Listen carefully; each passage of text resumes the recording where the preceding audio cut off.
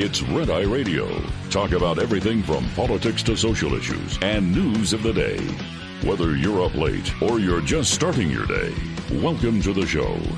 From the Uniden America Studios, for Gary McNamara and Eric Harley, Matt Murphy, this is Red Eye Radio.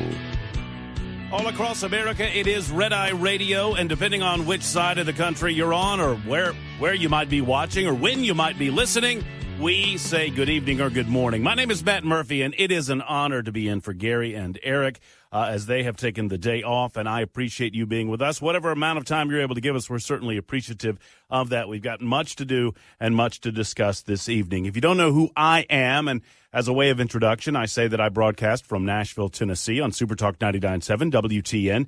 I've had the honor and opportunity on a couple of different occasions to fill in for Gary and Eric when they take a little time off with family and friends. And it is always a pleasure to get into the Red Eye Radio seat to enjoy a conversation all across America with you. Toward that end, I'll give you the telephone numbers, 866-90-RED-EYE. That's 866-907-3339, 866-90-RED-EYE at any point during the proceedings if you want to opine on issues brought up by me, or if you have an issue that you think needs to be brought to the table. We invite that level of conversation over the course of the evening into the morning. And there is much to discuss. You know, when I started this gig about 23 years ago, and that's about right. When I started this about 23 years ago, we got a little off time during the summer. Really, it wasn't until 2015 and when Donald J. Trump came on the scene and created this mental issue that we know as Trump derangement syndrome that we geared up mainstream media cycles where you really didn't have a break. Normally this time of year, it's a little low in terms of media stories, but that is not the case this year and hasn't been the case for some time. There's lots to discuss this summer as summer becomes fall, and before you know it, the 2024 election cycle is up and running, and it is geared up. I think part of the reason that we don't have a break, that we can't get a break from the media cycle, I mean, obviously social media and the 24-hour nature of internet creates that lack of a break. But I think it's more than that. I think it's the manner in which the political left has changed, and this is what I want to get to in the first hour of the show together. Because I don't know if you've seen it, but there's a bit of a controversy involving a country music singer by the name of Jason Aldean. This cropped up first locally in Nashville, like I say, where I broadcast on Super Talk 99.7 WTN, a proud Red Eye Radio affiliate. But then the situation quickly grew in its nature and became a national news story. And it was all over the matter of First Amendment and a matter of a Jason Aldean song. And I want to discuss it with you and particularly encourage you to tell me where you are on this as we walk through the conversation together. The fallout has been tremendous to watch, particularly those talking heads on the political left. And I think to understand the way that they react to these types of things, you have to drive deeper into understanding what they believe about the First Amendment of the Constitution of the United States. And simply put, they don't believe that our free speech rights go both ways any longer. That's what cancel culture was born out of, a belief that they can't be hypocrites if they think they're better than you. And I truly think that those in political circles inside the Beltway in Washington, D.C., who could give a rip about flyover country in the United States of America, they don't think of themselves as hypocrites when they attack our Second Amendment rights because they believe they're better than you, therefore different than you. Therefore, the rules can be different for you and for them. Similarly, with the First Amendment, they think they're better than you, different than you, and so naturally, the rules have to be different for you versus the way they get to comport themselves in the United States and in the public arena. So their relationship with the First Amendment has changed dramatically. There was a time when someone on the political left, a liberal, a leftist as I call them, or someone on the political right, be they a Republican or a conservative or whatever moniker you want to put on it, could sit down at a table of ideas, discuss said ideas, come to different conclusions, and not leave the table as enemies. Well, I haven't changed. Now, I don't classify myself as a conservative. I'm more a libertarian with a small L, meaning I don't belong to the Libertarian Party, but I believe first, foremost, and last in individual liberty and freedom. That will be our salvation or our damnation, depending on, frankly, the next several years and maybe even the next election cycle. That said, can we not agree to disagree any longer? Well, you haven't changed, I dare say. I haven't changed. The political left has changed the rules of the game, at least as they apply, especially within mainstream media circles. And I think that's all coming home to roost with the Jason Aldean story. Now, I've got other items that we will get to over the course of the evening/morning to include law professors at major institutions around the United States of America encouraging Joe Biden essentially to become a dictator. That came out over the weekend. We have the latest on the Hunter Biden saga. Joe Biden, I call him Sloppy Joe. Sloppy Joe's big, nasty, bad week that was last week. Not that 80% of the country knows anything about it, because 80% of the country is not aware of it, because the mainstream media has decided to play partisan politics with this story. The greatest political scandal in American history is going on before our very eyes. And I defy, maybe we have historians in the audience that can tell me a greater one. I understand that there have been some pretty explosive political not Watergate. Everybody knows about Watergate. Not Watergate. There are others. Ulysses S. Grant, his administration was chock full of political scandal. Warren G. Harding, not ready for prime time as president of the United States of America. Chock full of political scandal.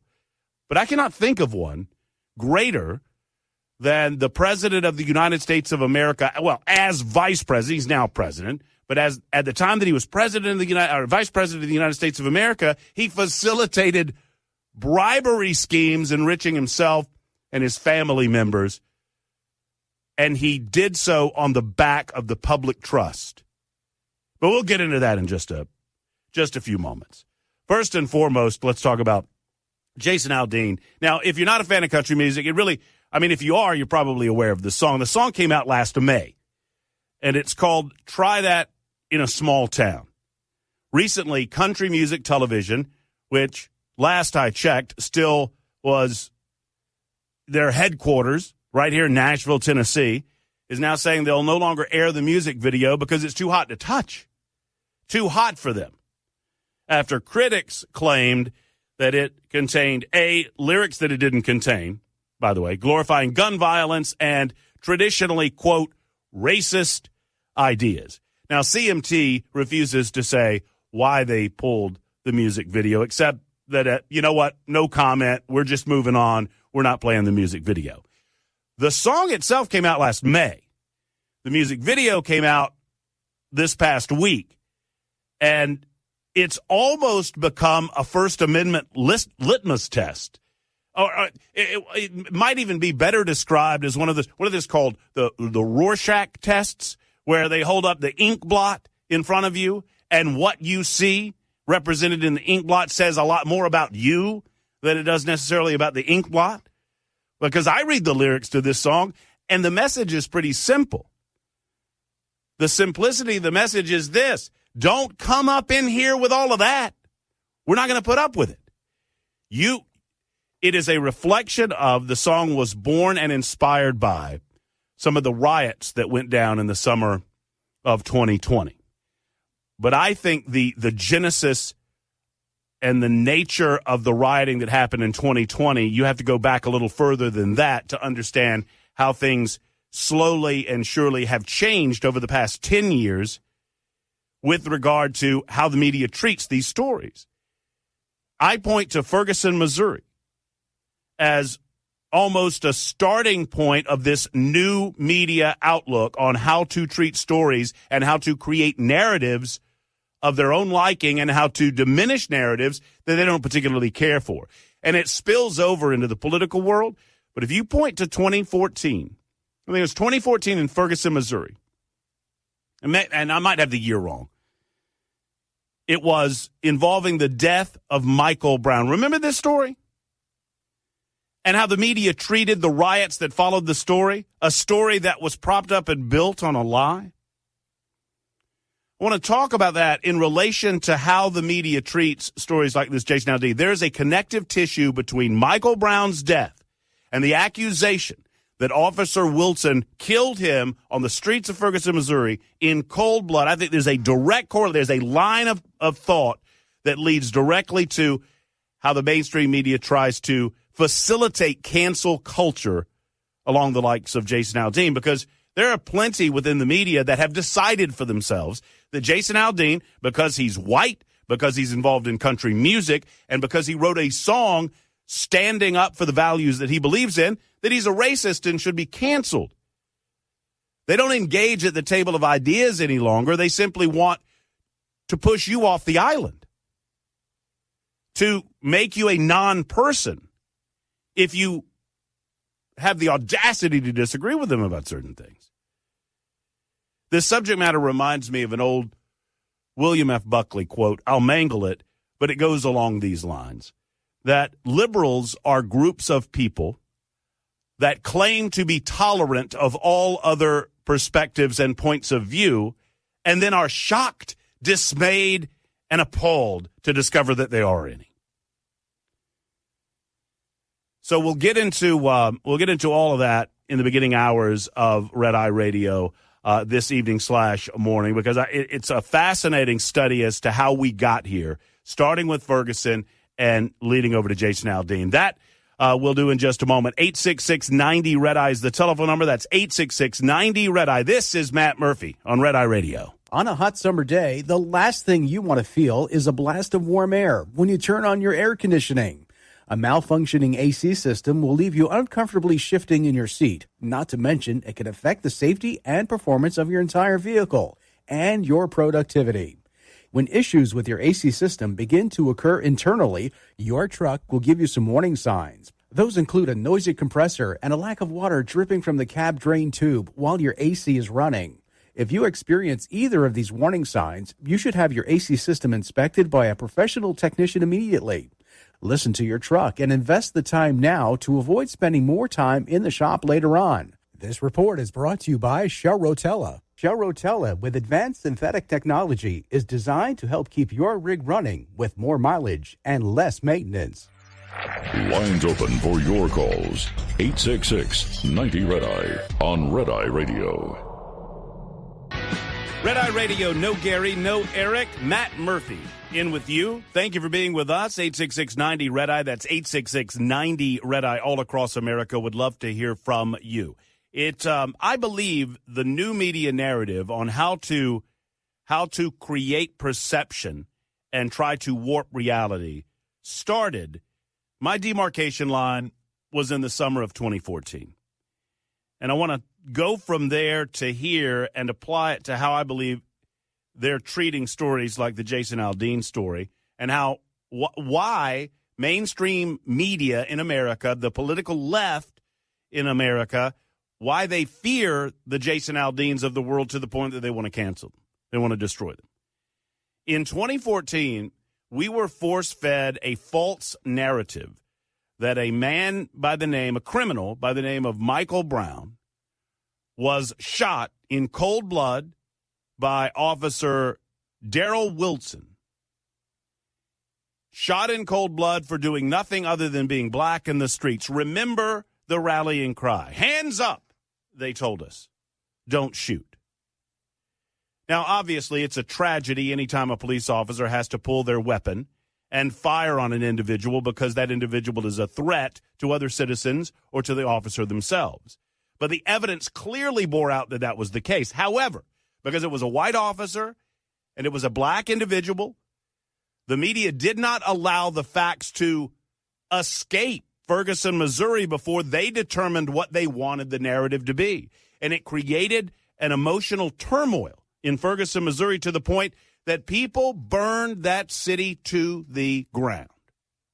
And while that city was burning, I remember it as if it were yesterday.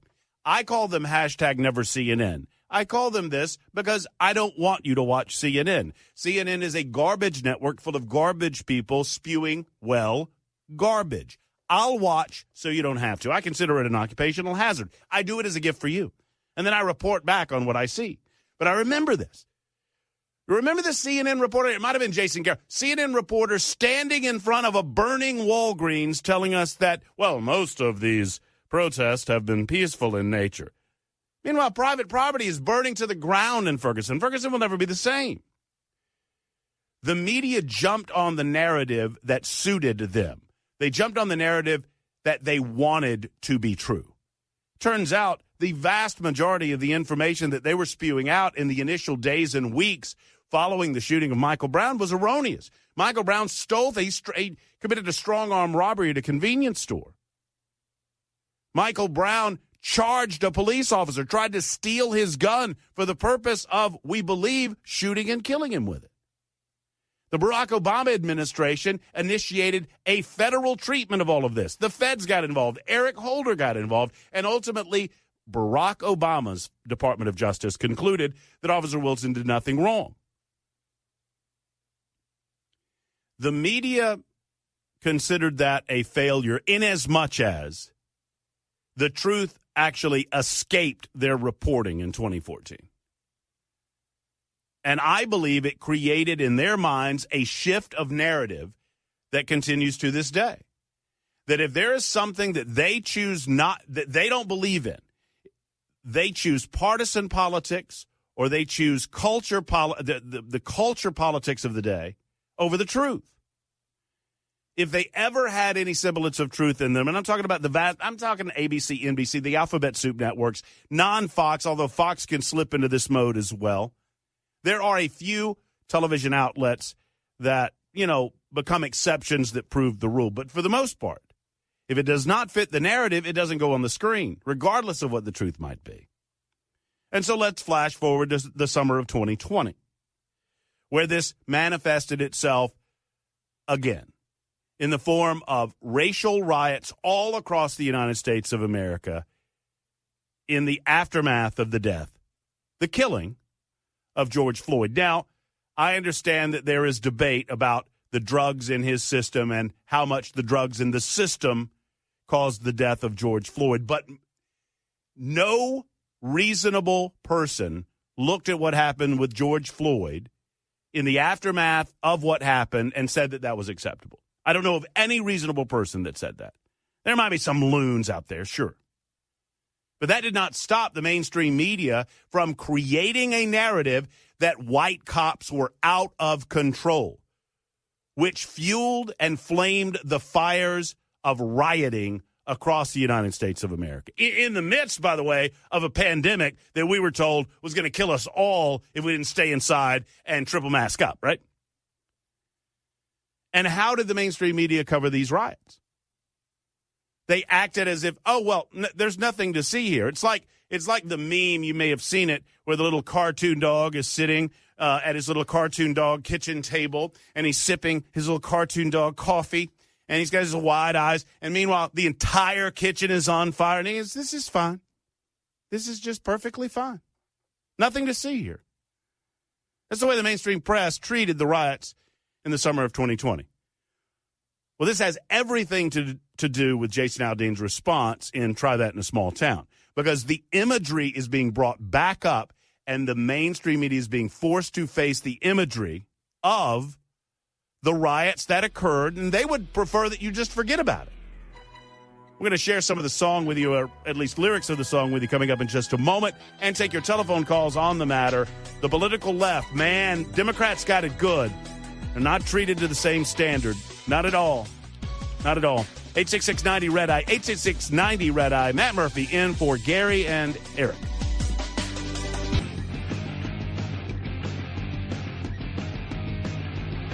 It is Red Eye Radio. Matt Murphy in for Gary and Eric, and thank you for being with us. Whatever time you're able to give us, we're certainly appreciative of that. I am normally on from noon until 3 in Nashville, Tennessee on Super Talk 99.7 WTN. You're invited to tune in there, too. 997WTN.com. You can also find me on social media. Yes, I'm still on the Twitter. I mean, Twitter is a cesspool full of awful people saying awful things, and for some reason I still love it. At Matt Murphy Show on the Twitter world, and I guess I can still call it Twitter until it's officially changed to X. If you've not heard that story, it's very odd, but we'll share that with you a little later on. Elon Musk made the decision that he's rebranding Twitter, so we no longer are twits, and we no longer tweet. We're Xers, I guess, and I don't know what we do. He was trying to figure out what you would call a tweet if Twitter's no longer Twitter. It's just X. X.com, by the way, which I would have bet money was a pornographic website, now points to Twitter. So Elon Musk has bought that domain name. More coming up on that in just a little bit. But you can follow us at Matt Murphy Show. 866-90-RED-EYE, the telephone number. So why is this video and this song so divisive? Well, liberals are up in arms because we are throwing back in their faces that which they did not want to admit even as it was happening in the summer of 2020. And that's the connective tissue that I believe started in 2014 and trails on to this day. The mainstream media wants you to pretend that those who advocate for cultural changes on the political left are all as pure as the wind-driven snow, and that anyone who disagrees with them is automatically some sort of ist or phobe. You're a xenophobe, or you're a racist, or you're a chauvinist, or you're a sexist, or you're this thing, or you're that thing. Obviously, you have some sort of mental deficiency defection, or you're simply a bigot or a racist if you have the audacity to have a difference of opinion. Even when they're submarining truth in order to convince broad swaths of the United States of America that their opinion is the correct one. So they tried to convince us that what went on in Portland, Oregon in 2020, in the summer of 2020, was perfectly normal, and we know it wasn't. They tried to convince us that it was organic, and we know that it wasn't. Organized by BLM and Antifa primarily, two organizations. One organization, Antifa, is truly an anarchist threat to the United States of America. The other was a money grab and did its job, boy. Did its job well. So this video that came out several days ago with Jason Aldean shows shots of Jason Aldean singing his song, Try That in a Small Town, and there are clips of riots and police encounters and vandalism and all of the other sort of things that went on in the summer of 2020 as a result of the death of George Floyd. Most of it really toward having no impact on the results of the subsequent trial of George Floyd. It was more taking advantage of a situation than anything. So the criticism of the video involves the showing of these clips, some of the language used in the song, but for the most part, the criticism has revolved around the fact that the video was shot in a small town of Columbia, Tennessee, which is about, I don't know, as the crow flies, 25 miles, maybe 30 miles from where I sit right now. It is called the Murray County Courthouse. It serves as the backdrop for Jason Aldean and his band. Well, critics have now pointed out that the backdrop was the site of race riots in 1946. It was also the site of a horrible lynching in 1927, in which a white mob pulled an 18-year-old black man from jail and dragged him through the city. Well, that's evil, and that's wrong, and that's not law and order, and that's not justice, and that's horrible and unfortunate. I guarantee you that no one involved in the making of this video were aware of the 1927 lynching, Murray County Courthouse.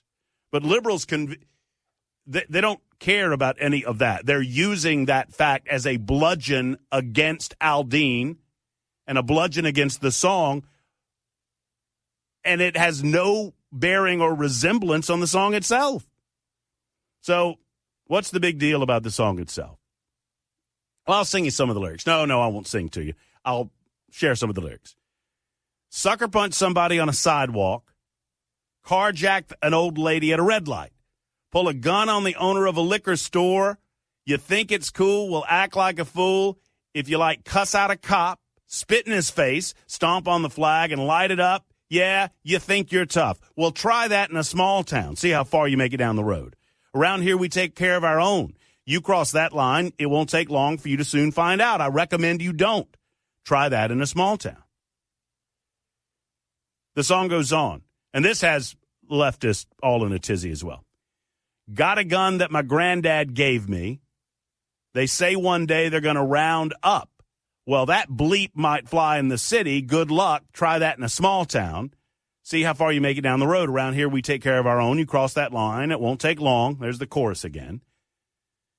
And he says, full of good old boys raised up right. If you're looking for a fight, try that in a small town. And then the chorus plays again. There's never one mention of race in the song. Not one. But it does speak to an undeniable truth. I grew up in a town of about 10,000 people. Thompson, Georgia. No P in Thompson. That was our favorite joke. You can't pee in Thompson because there was no P in the Thomson. About 10,000 people. And you did take care of your own. And you did not expect that some of the issues going on in the bigger cities would come to your small town. And if they did, you quickly dispatched of them in a lawful way. Now, I get not liking the song. You don't have to like country music. But explain to me how that song's racist. It never brings up race. It does bring up the idea of law and order in our communities and respecting the concepts of law and order and not allowing political protest to become political riots or looting or vandalism. But enough of what I think about this. What do you think about this? 866-90 radio 90 red eye. That's 866-90 red eye. Let's start with Larry calling in from Tennessee. Hey, Larry, how are you? How are you doing, my brother? I'm well, Larry. I hope you are. I stayed up just to listen to you. So, listen, Jason Aldean can come sit on my back deck and drink anything but a Bud Light with me and watch Baby Eagles. Sheryl Crow can shove a Bud Light where the sun does not shine.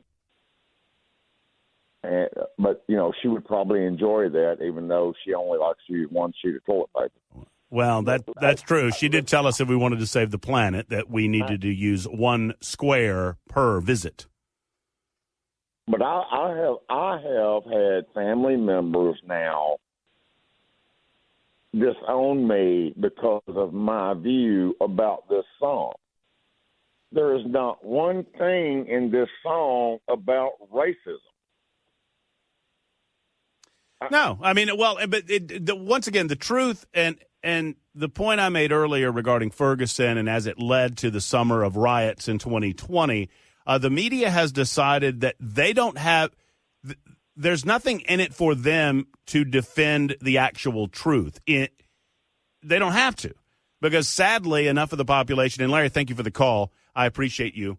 Sadly, enough of the population doesn't do their own homework or do the research in order to get to the truth. They just consume whatever is force fed to them by CBS News or ABC News or the New York Times or the Washington Post. So they don't bother to note, well, there is no mention of race in the song. They don't bother to note that there's no mention of any sort of gun violence in the song outside of you're not taking my gun away from me that my grandfather gave me. I mean, it really does. The song is the audio equivalent, and you listeners in the South will know exactly what I'm talking about. Screw around and find out. There's a different version of that phrase that rolls around. This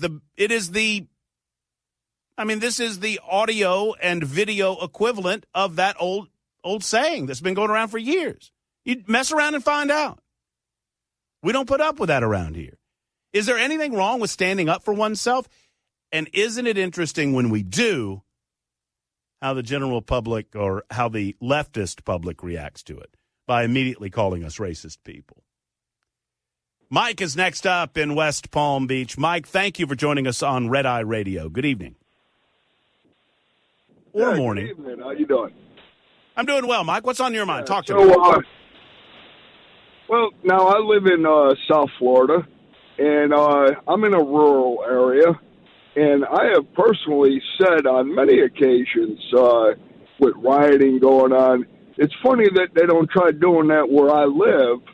And let me say that the area I live is very diverse, but we're rural. And nobody comes into our neighborhood and tries doing that stuff because we just won't tolerate it. It's just that simple.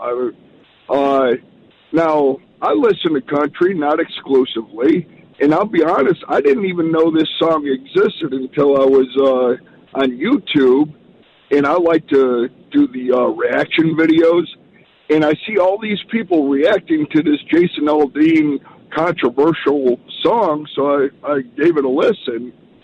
Not a single person that was reacting to the video found anything wrong with it, and I must have gone through 20 different reactions. This song, it's a good song, I like it, but I don't think it would have been the song that it is without the left creating this big controversy that doesn't exist. I mean, I don't think there's any question, Mike, that the reaction, the overreaction on the part of the political left has created this song for what it is right now. I don't believe that it would have gotten anywhere near the number one downloaded song on YouTube. I think it is. It's number one with a bullet in terms of video views. And that's all because people want to know, well, what the big deal is. And I think most people like you and like me watch the video, listen to the song, and we walk away. I mean, I don't know that it's that good of a song necessarily. I like the concept, but I don't think that it would be this popular and do this well without the critics. I agree with you. Exactly. I mean, but that seems to be the thing with the left is they shoot themselves in the foot.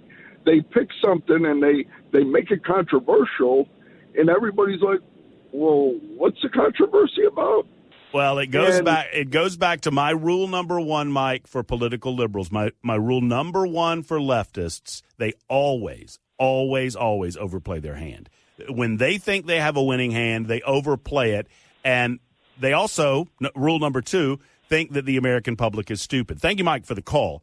They think we're dumb. And toward that end, they think that they can pull one of these over on us. Oh, this is an awful racist song. And then we listen to it and we go, wait a minute, this isn't a racist song. This is just saying don't try to pull that crap in my small town because I'm going to defend my neighbors. I'm going to defend my loved ones. I'm going to defend the people that enjoy the values that we appreciate in small town America. Nothing wrong with that. Nothing wrong in the world. Oh, you're racist. You're a bigot because something bad happened at the courthouse in 1927 that nobody was aware of until we brought it up. The political left, they always overplay their hand when they think they have a winning hand, to the point that the American people are left scratching their heads going, what is this all about? You know, when liberals boycott something, it becomes the number one song and the number one video in the United States of America. When conservatives boycott something, hello, Bud Light, they lose $50 billion in value. It should tell you something about where American people really are on these issues. I'll tell you a quick story when we return about a couple that I met recently from Illinois. They are Illinois refugees, Chicago refugees. And I love having these conversations from people around other parts of the country. And we get a lot of them in Nashville, Tennessee. Music City is kind of an it city. A lot of people moving here. And a lot of these folks that are moving here are moving from leftist states like Washington and California and Illinois. I'll tell you that quick story in a moment. Continue on telephone calls. 1-866-90-RED-EYE. That's 1-866-90-RED-EYE. No Gary, no Eric, Matt Murphy in for both of those guys on Red Eye Radio. Get in touch with Red Eye Radio, toll free at 866-90-RED-EYE. It is Red Eye Radio. Matt Murphy in for Gary McNamara and Eric Harley. Thank you, Eric, and thank you, Gary. I hope you enjoy spending some time off, and I hope you enjoy our time together tonight into the morning. Lots to discuss, to include Jason Aldean and his song, Try That in a Small Town, which actually came out months ago, did not really get a splash until the video came out. And upon release of the video, a lot of folks started freaking out because of the unfortunate images that it was showing on our screens. Now, obviously, these were all real images. This was all really happening back in the summer of 2020, primarily where some of the images are coming from. But I guess some in political circles and some in cultural circles don't want to be reminded of how all of that actually went down in the midst of COVID. More coming up in just a moment, including your telephone calls. Would love to speak to you. And how has the leftist on The View, how have they reacted to it? Oh, cannot wait to share Whoopi Goldberg's thoughts on Jason Aldean. That's on the way on Red Eye Radio.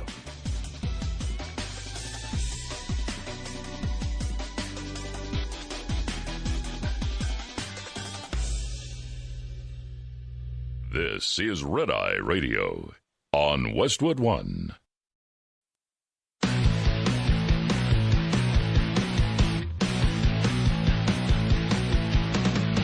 Now, it's Red Eye Radio. Talk about everything from politics to social issues and news of the day. Whether you're up late or you're just starting your day, welcome to the show. From the Uniden America Studios. For Gary McNamara and Eric Harley, Matt Murphy, this is Red Eye Radio. This is Red Eye Radio. I am Matt Murphy. Thank you to Gary, Eric, and the rest of the team for allowing me to spend some time with you. I so appreciate it, and I hope you're able to spend a little time with us as we discuss the issues of the day and of the evening, as the case may be, 6 minutes after the hour. So, Matt Murphy, normally heard, as I use my name in the third person, normally heard on Super Talk 99.7 WTN in Nashville. I'm originating out of Nashville, and that was kind of the spirit of the first hour of conversation regarding Jason Aldean and a subject that became something of a controversy last week as he came out with a new music video, and we continued that conversation in the second hour. 866-90-RED-EYE is the way to get a hold of us, 866-90-RED-EYE. And you can also, and I appreciate if you do this, if you like what you hear or if you don't like what you hear, hit me up on social media. I'm on the Facebooks. I don't go there as often as I go to Twitter on social media, at Matt Murphy Show. You can find me there. Follow me there, and we'll have a good time, I promise. At Matt Murphy Show on Twitter. So Jason Aldean has gotten quite the reaction from the political left. We shared some of the lyrics, which really are innocuous, as they really don't say anything about race. And when I say they don't mention it.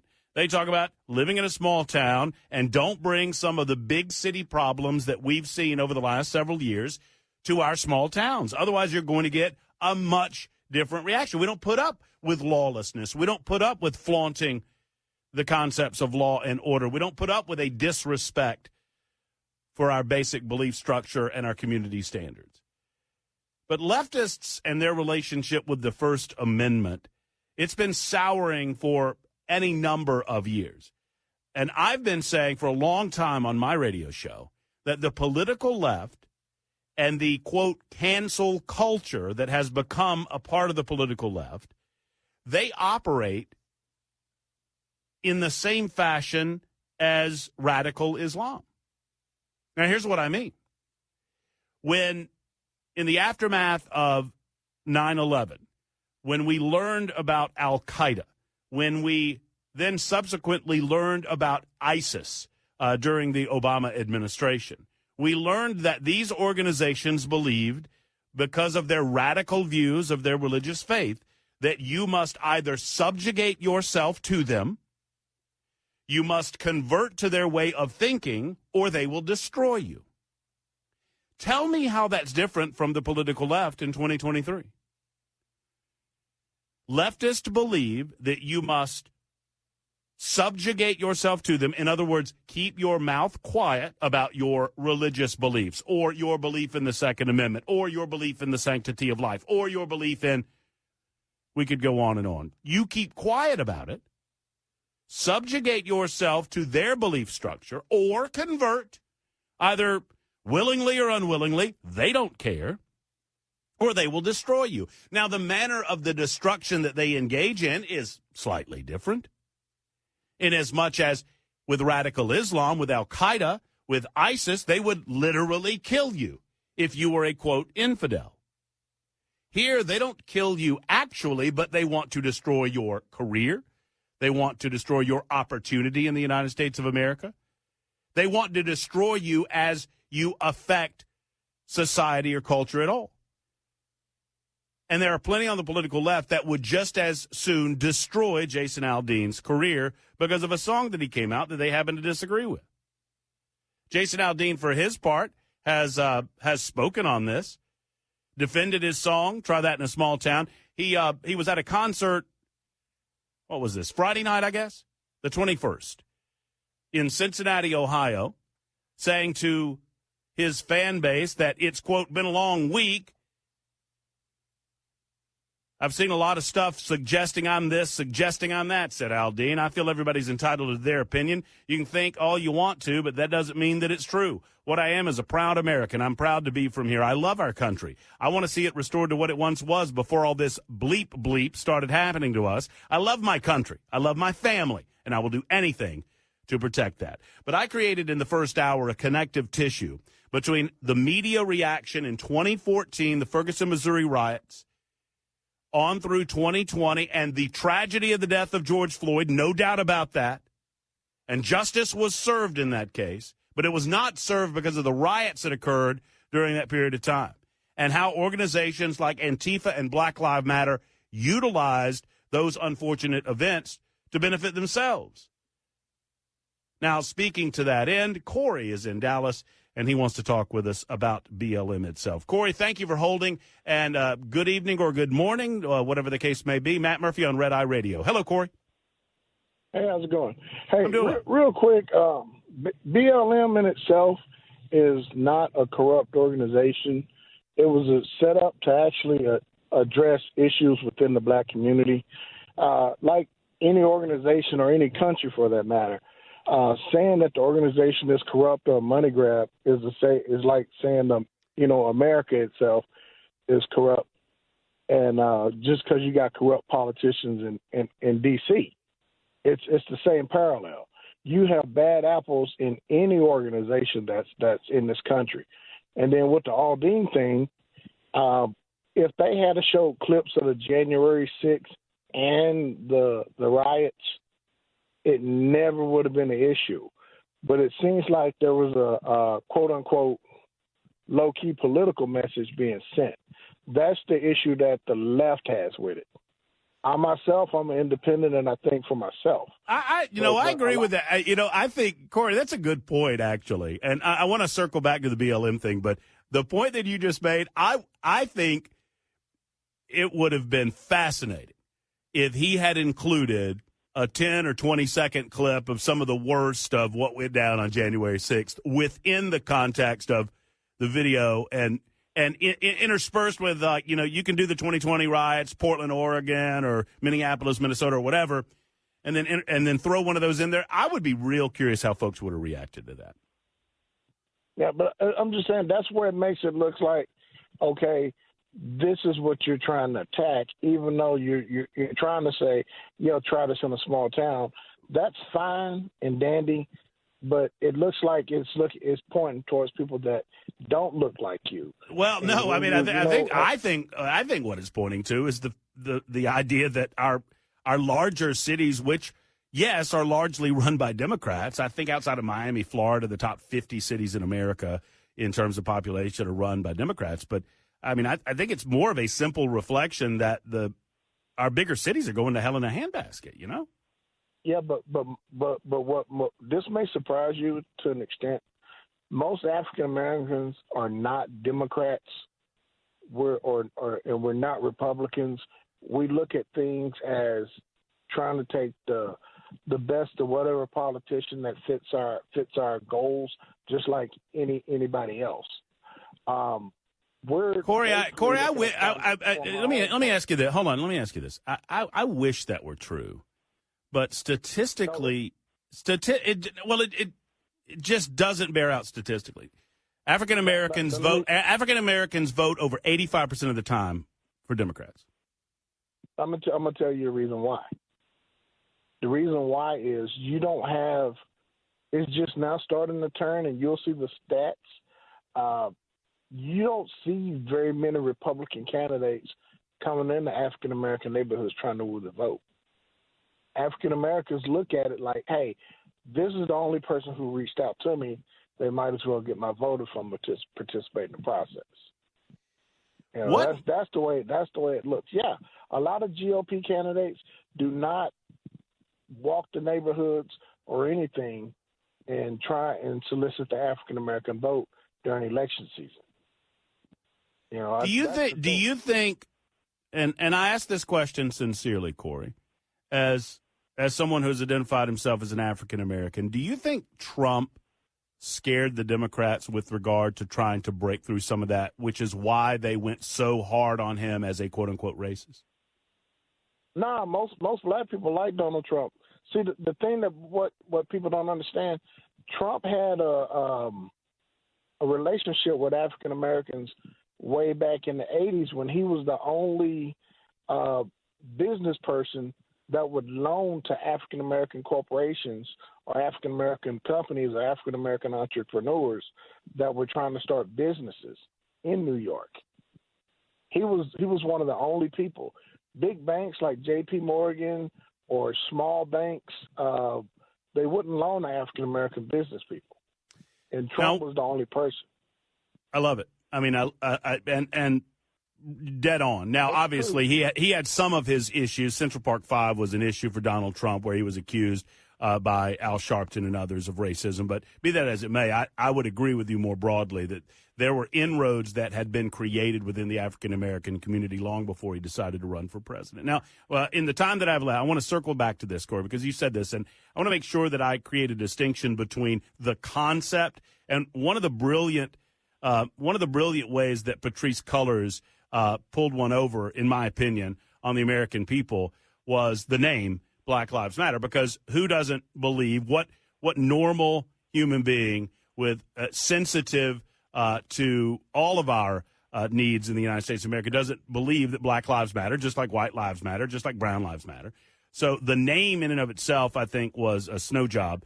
But Patrisse Cullors is there might be branches or unrelated aspects that you would call BLM that are genuine in their desire to reach the black community and help the black community. But Patrisse Cullors, the founder of BLM, is and was, in my opinion, a grifter. See, she wasn't the founder. It was 4 people that founded it. It was Patrisse Cullors. It was Alicia Garza. It was I can't remember the other name. But yeah, I mean, I got you. Black Lives Matter was a moniker that was floating around the black community for years, and they just brought it mainstream.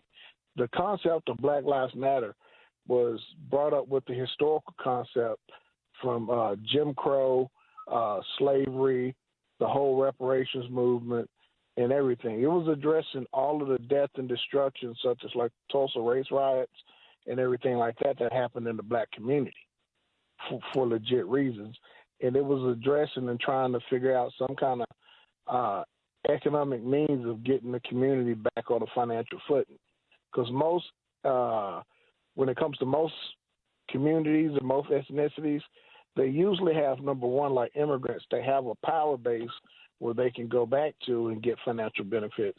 And then over here, where they have their own, like, banks and everything that are actually benefiting their community. We have the banks, but we don't have a power base such as a homeland or anything to go back to develop the products and stuff that would benefit our community. Well, Black Lives Matter. Let me say this as an organization, Corey.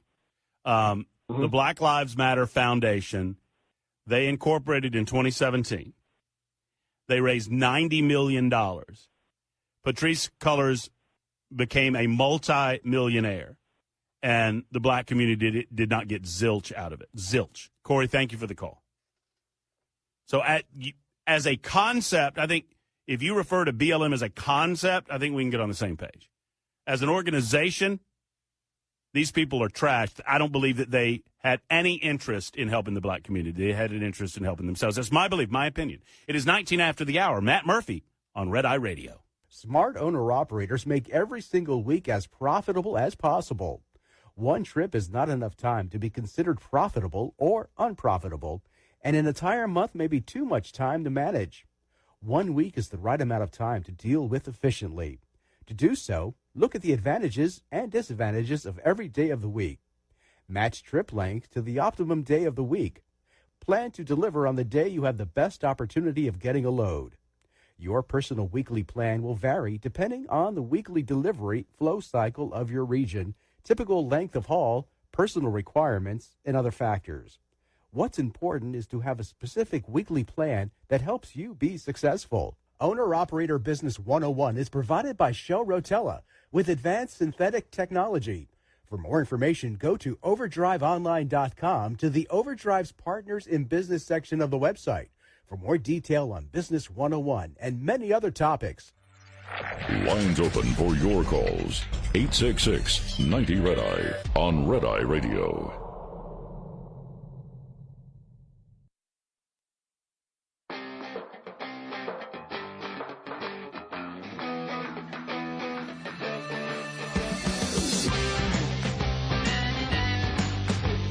Red Eye Radio, Matt Murphy for Gary and Eric. Thank you so much for spending some time with us. 1-866-90-RED-EYE is the telephone number. That's 1-866-907-3339. I know you guys don't know me very well. You know Gary, you know Eric. I love the interchange between the audience and the host. I love getting an opportunity to speak to you, and I love us together having the opportunity to speak truth to power. 866-90-RED-EYE. I also love listening to leftists. Leftists like Whoopi Goldberg, who doesn't know, well, she doesn't know her butt from a hole in the ground, could not find it with a flashlight and a compass, but she does have a lot to say about country music. And who do we trust more on issues of country music than Whoopi on The View? So country singer Jason Aldean is getting backlash for the video of his song, Not in a Small Town, which critics are saying is racist. It's got lyrics, racist lyrics, and images. Aldean says the song's about unity. Here's South Dakota Christy Nome. Okay, can I just pause for a second here? Whoopi Goldberg is on a nationally televised show. It's been around for a long, long time. Now, I don't make myself available to watch The View, because, I try to keep my food down. Does she not know who Kristi Noem is? Is that intentional, or is she that ignorant of what's going on in the world around her? I can't imagine there has not been an occasion where Whoopi Goldberg has not sat on national television and called Kristi Noem a racist, too. Kristi Noem, Here's South Dakota Christy Nome defending him. Here's a clip. I am shocked by what I'm seeing in this country, with people attempting to cancel this song and cancel Jason. I think a lot of times people that go out and fight every day on these important issues and have an opinion and remember the freedom and liberty that this country was founded on get persecuted from it. And we're seeing that with the Aldeans right now and the songwriters that work so hard on this. And I just want them to know that we support them. We love them. Thank you for writing a song that America can get behind. And, keep singing, keep playing. And if you want to come to South Dakota, I'll let you play anywhere. Kristi Noem, by the way, is right. I'll get to the rest of the Whoopi stuff in just a second.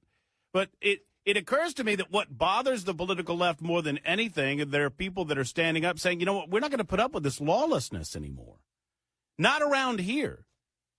What's wrong with saying that? What's wrong with standing up and saying, you know what, despite all of our faults, despite all of our failures, we are still the best thing going? Is it that hard for political leftists to accept that? For socialists? Well, I guess it is. If you want to, quote, fundamentally transform the United States of America, you can't do it by admitting or accepting the fact that at our very essence, it's the best thing going. Freedom and liberty and the concept of individual rights, that's the best thing going. Our representative republic is better than any other form of government out there. Are we perfect? Of course we're not. Do we have warts? Yes. Have we had evil in our past? Yes. But one does not exist mutually exclusive to the other, and never has. You know, the political left is reacting to Jason Aldean's song in the same way as leftists reacted to Daniel Penny. Remember Daniel Penny? This man has his life on the line right now because he had the audacity to stand up for himself and stop an individual who was directly threatening him and others on a subway train in New York City. You know who Jason Aldean wrote this song for? Kyle Rittenhouse. There's another one we'll discuss with you on Red Eye Radio. 866-90 Red Eye. That's 866-90 Red Eye. Matt Murphy in for Gary and Eric. Back in a moment.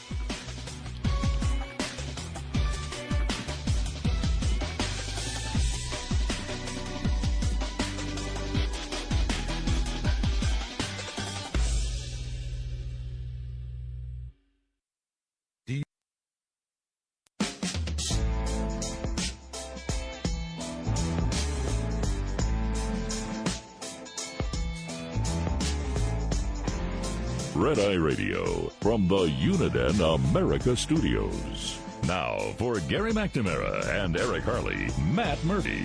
Indeed, big voice guy. It is Matt Murphy in for Gary, in for Eric on Red Eye Radio. 866-90 Red Eye is the telephone number, and I would love to speak with you. Normally, during the weekday, Monday through Friday, I speak with the listeners of Super Talk 99.7 WTN out of Nashville, Tennessee, noon until 3. Please check me out at 997WTN.com if you don't mind. Follow me on social medias at Matt Murphy Show on Twitter. That's at Matt Murphy. I'm on the others. I'm on the Instagram and the Facebook and all of these things. But I primarily engage on Twitter, or X, as we're now calling it, at Matt Murphy Show. Engagement is not something that Whoopi Goldberg is typically accustomed to. We were playing clips of The View's reaction to the Jason Aldean song, Try That in a Small Town. We'll finish that up and get to more of your telephone calls. Plus, I'm transitioning at some point over to Joe Biden. I've got some delicious Sloppy Joe audio from the weekend that you just have to hear to believe. I mean, it really is frightening to conceptualize that at least technically he's the leader of the free world. I don't believe that's in actuality, but technically he remains the leader of the free world. Kind of frightening when you think about it.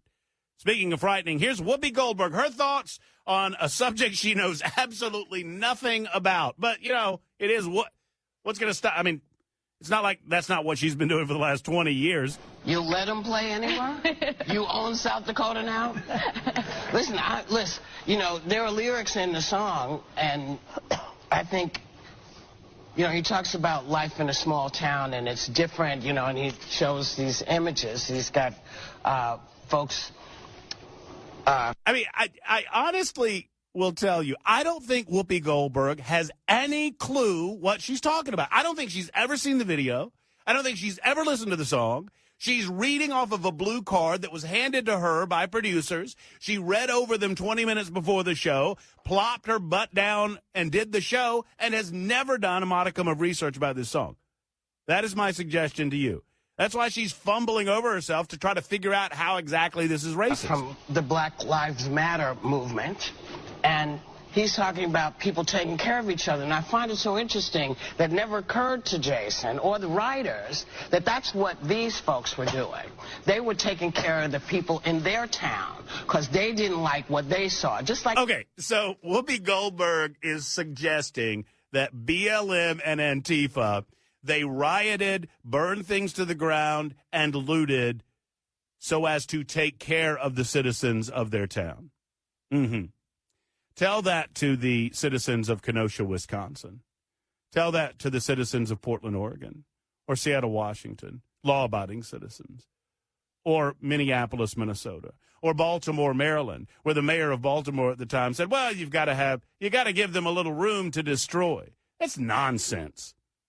Nonsense. I understand, and I am sensitive to the emotions that existed after we saw the video involving George Floyd and his killer. It was disgusting. And ultimately, justice was served in that case as it applies to Derek Chauvin. I believe that. A lot of reasonable people that might disagree from a political perspective can come to the same conclusion on that point. But Whoopi Goldberg is gaslighting America when she says that the BLM movement was primarily concerned with protecting their own hometowns. I mean, to say the least, maybe we need to send Whoopi a stepladder because she's reaching. That's what these folks were doing. They were taking care of the people in their town because they didn't like what they saw. Just like you talk about people taking care of each other in small towns. We do the same thing in big towns. You just have to. Is that true? I live in Nashville, Tennessee. It's a metro population of about 2 million people, and we have our share of homelessness, and we have our share of issues involving homelessness and crime and drug use, as every big city does. We also have our share of leftist liberal leadership in the city of Nashville, surrounded obviously by the red state of Tennessee, that seems oblivious as to how to handle it. And they don't seem to care about these citizens that Whoopi Goldberg is talking about. 30 more seconds. Realize that when you make it about Black Lives Matter, people kind of say, well, are you talking about black people? What are you talking about here? If we're talking about Americans taking care of each other, then it shouldn't be about Black Lives Matter. You should be able to show all the different things that have gone on in our country. Well, why don't you do your music video? You know what? I feel the same, and I'm going to freak people out here. I feel the same about Jason Aldean as I do about the Barbie movie. There's a lot of do-gooders running around talking about the missed opportunities with the Barbie movie because the Barbie movie is, I've not seen it. Apparently, the Barbie movie is more of an adult-themed film. And on my radio show last week, I had folks, not complaining, but, a little frustrated. Hey, there was an opportunity here to bring mamas and daughters together. That's not what the movie was for. The movie was for middle-aged women, wine moms, no offense, wine moms, who wanted to kind of go back and that's not the point of making the film. So if you want to make a different movie that brings kids and mamas together regarding Barbie, then do that. And Whoopi, if you want to make a different video that celebrates the accomplishments of the BLM movement, by all means. About Black Lives Matter. You should be able to show all the different things that have gone on in our country where people stood up and said no more. We do the same thing that small towns do. That's my 2 cents to that. Well, there's Whoopi's 2 cents. And Whoopi's 2 cents are worth, well, about that. Dan has a different take on it, and he joins us on Red Eye Radio. Matt Murphy in for Gary and Eric. Dan, thanks for your call. How are you? How are you, Matt? I'm doing well. What's on your mind? I think, you're talking a lot about Jason Aldean, and that's getting a lot of press. And then you have the Sound of Freedom, and everybody watches that as a QAnon. And you have Bud Light, Target, Walt Disney, all this crap. And it's the left, and the left is getting steamrolled by the uber left to keep us looking at shiny little objects while they keep moving their agenda and covering up their crap. Everything from Biden's corruption to the incompetence of people like Buttigieg and Mayorkas and Garland, the corruption in the FBI. We can't find fingerprints on coke. All those things are to keep us distracted. You got the left eating alive, cannibalizing RFK Jr. in a censorship hearing. They're eating their own. The socialists have run everything so far over. You got whites hating whites, blacks hating blacks. If they keep everybody arguing, we have no power, conquer, divide. We will just spin our wheels forever. I agree. I agree with you. At the same time, I think they have to take on these cultural battles in order to achieve their ultimate goals on the political front. I think these kind of run hand in hand. They run concurrently with one. I agree that we do get distracted by shiny objects, and we could agree or disagree on whether or not Jason Aldean represents a shiny object. But I think the two things have to run concurrent. They have to take over the culture wars in order to take over the mindsets of the children. Exactly, and that's what they've been trying to do. And they caught everybody sleeping until COVID brought it to the surface. And that goes back. When I say yeah, Dan, when I say that the left always overplays its hand, I mean, that's one of the better examples that I'll offer. They saw an opportunity for a seizure of power and control during COVID, completely overplayed it, and woke up many Americans to their desires to transform, quote unquote, the United States of America into what would ultimately be a socialist state. And they're not even they're saying the quiet part out loud now. They're not hiding it anymore. Exactly right. Now it's a matter of us, the people that don't want that for their lives, which I believe is the majority of us, but we can't get together because we're so distracted and arguing about stuff that doesn't matter. And the big issues are getting steamrolled right past us. Well, with that in mind, I'm transitioning to another big issue, and that is the concept of Joe Biden's administration. And we're going to do this probably right on the front end of the next hour. So keep listening, Dan, if you have the ability. I think you're on the road there, and hopefully you'll keep it tuned to Red Eye Radio. Joe Biden is now being advised by so-called experts in constitutional law to ignore the Supreme Court. You want to talk about saying the quiet part out loud? I've long believed, and it is a running theme for me in my political observations, that the left they very loudly claim to hate which they are engaged in. And you can see it. There's a pattern over and over again. Easiest example, Donald Trump was engaged in Russian collusion for the purposes of affecting the outcome of the 2016 election. When, in fact, it was Hillary Clinton and the Democrats engaged in a level of Russian collusion for the purposes of securing, quote-unquote, information on Donald Trump that turned out to be completely fabricated for the purpose of affecting the outcome of the election. You see how that works? You do what you loudly claim you hate, publicly you decry it while you're doing it to keep the eyes off the real prize. Over and over again they do these things. How many times were we told that Donald Trump and his children were engaged in activity that were violations of the Emoluments Clause, and that their complicity in violating the Emoluments Clause was an impeachable offense, a criminal offense, an arrestable offense on the part of Donald Trump Jr. and Eric Trump and Donald Trump himself? Now you look at the Biden crime family syndicate. And all the while, just circling back to modern politics, and while I remain steadfast in my appreciation for the former president of the United States of America, and even with some of the issues that he has to face, the uphill battle that he has to face to regain the White House, while I'll stand beside him and do so, I haven't selected in terms of a primary candidate, and I encourage you not to either. But one of the reasons I love Donald Trump so much is his willingness to call it out and how often he's right. The political left engages in the behavior that they publicly claim to despise. Over and over and over again.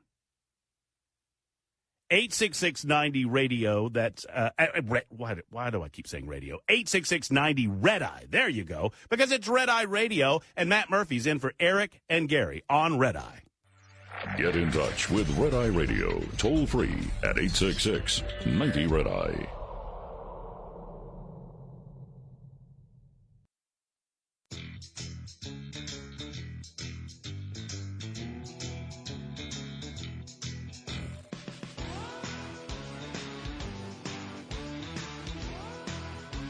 Red Eye Radio, Matt Murphy in for Gary and Eric.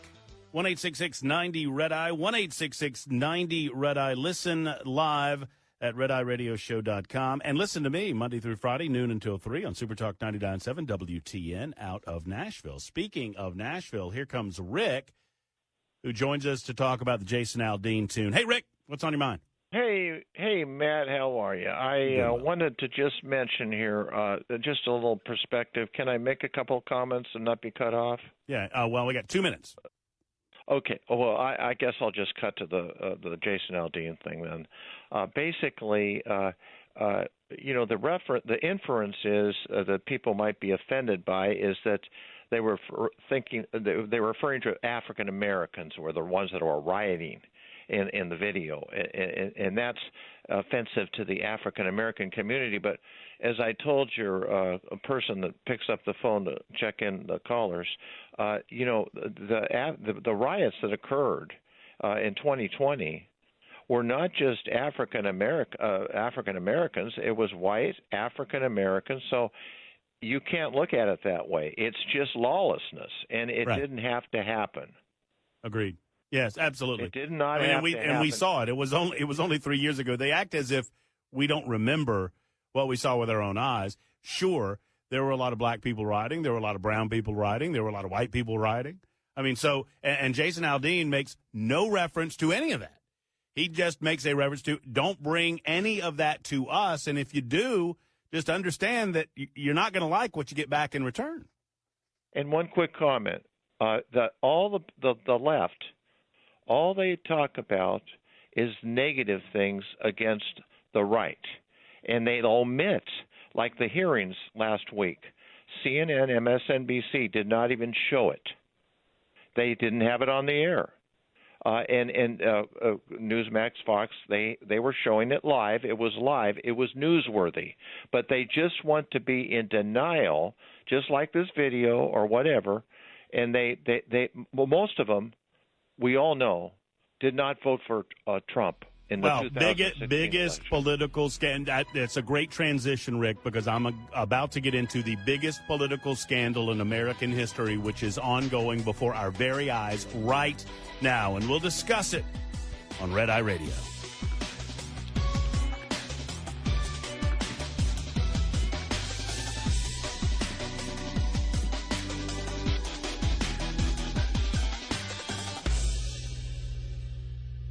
This is Red Eye Radio on Westwood One.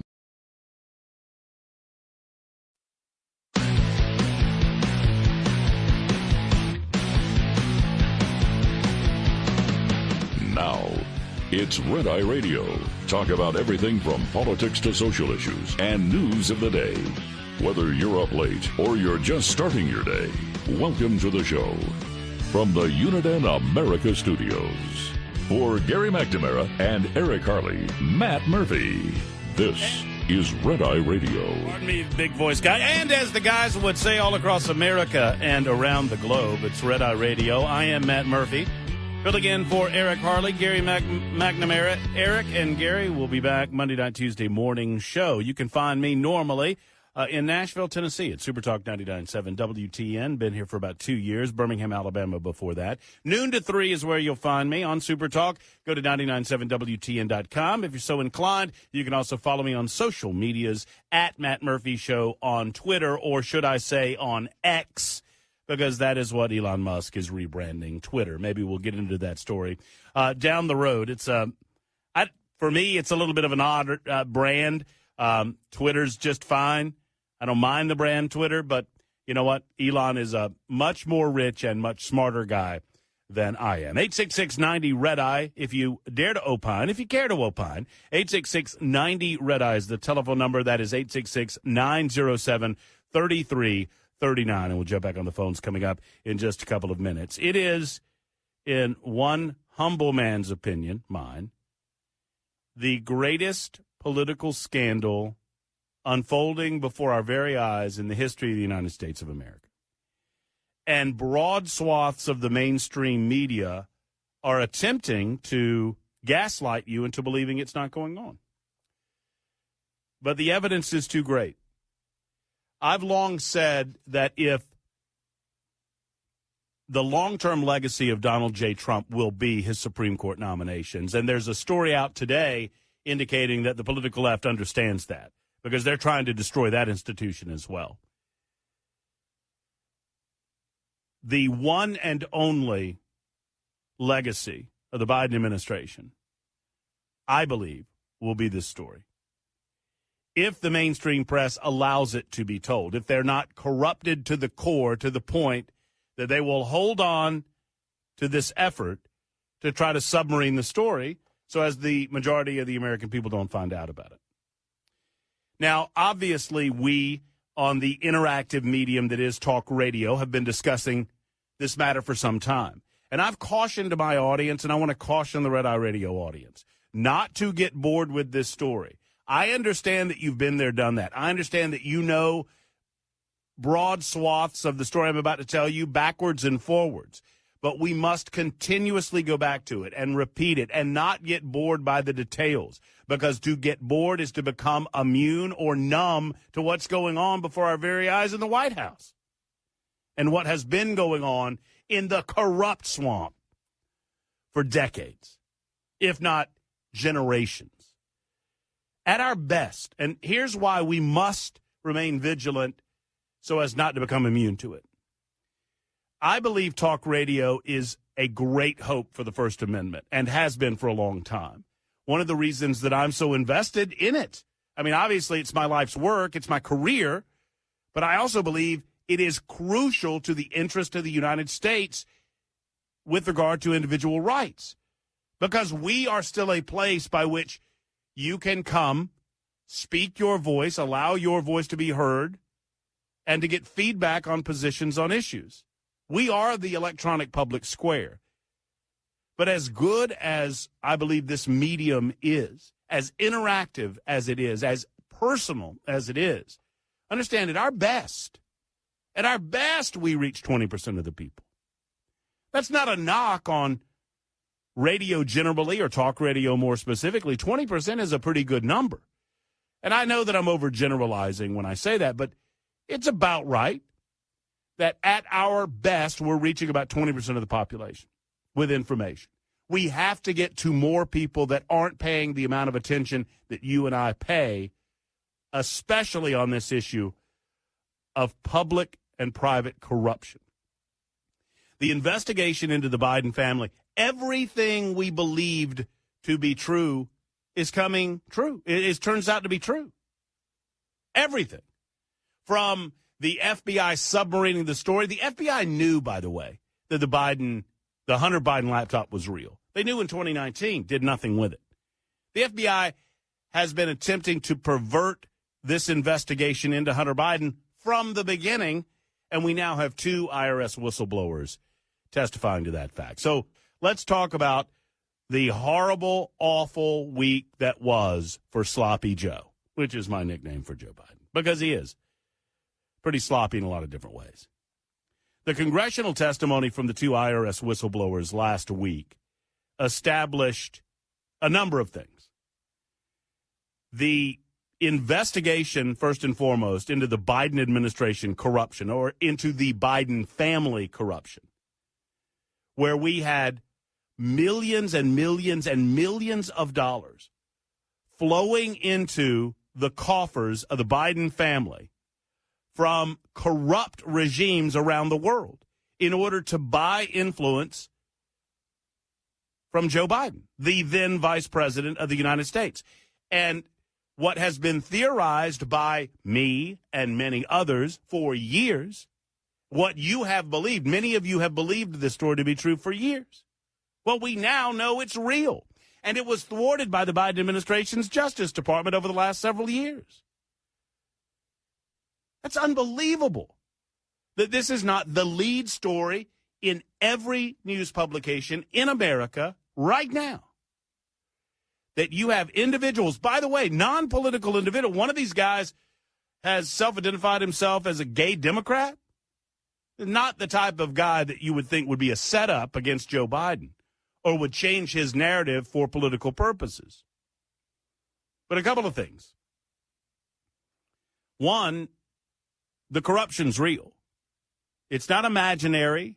If we believe the Ukrainian oligarch that ran Burisma, it's going to take years to untangle the money because they intentionally laundered and relaundered the money to hide it from the American people and from the people around the globe. But it is very much a real thing. Secondarily, the son of the president of the United States, Hunter Biden, got a sweetheart deal because his name was Biden. We know that. And third, the Attorney General of the United States of America, Merrick Garland, is as corrupt as the day is long. And he owes every single one of us some sort of explanation as to why this investigation, A, has taken the length of time that it has taken, and why, B, it seems to have been sabotaged from within from the beginning. I mean, Merrick Garland, can you imagine having to look at yourself in the mirror, standing before God Almighty and the American people, and maintaining that the Hunter Biden investigation was done with independence and integrity? That's what he says. You kiss your mama with that mouth?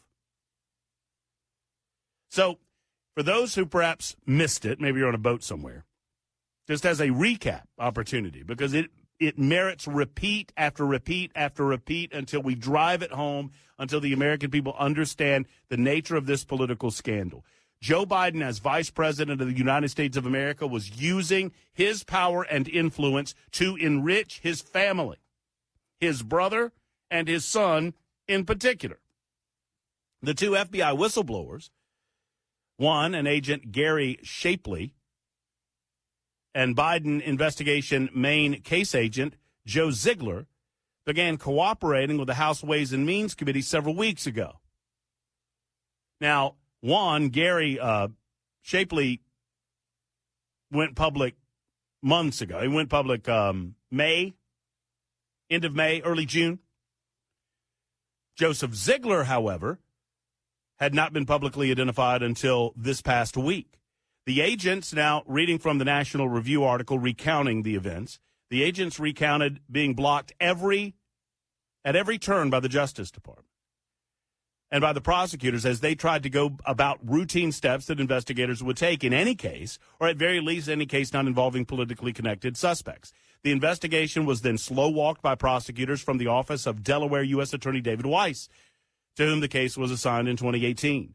Garland and congressional Democrats love to brand Weiss. Oh, he's a Trump appointee. He's a Trump appointee. Trump, Trump, Trump.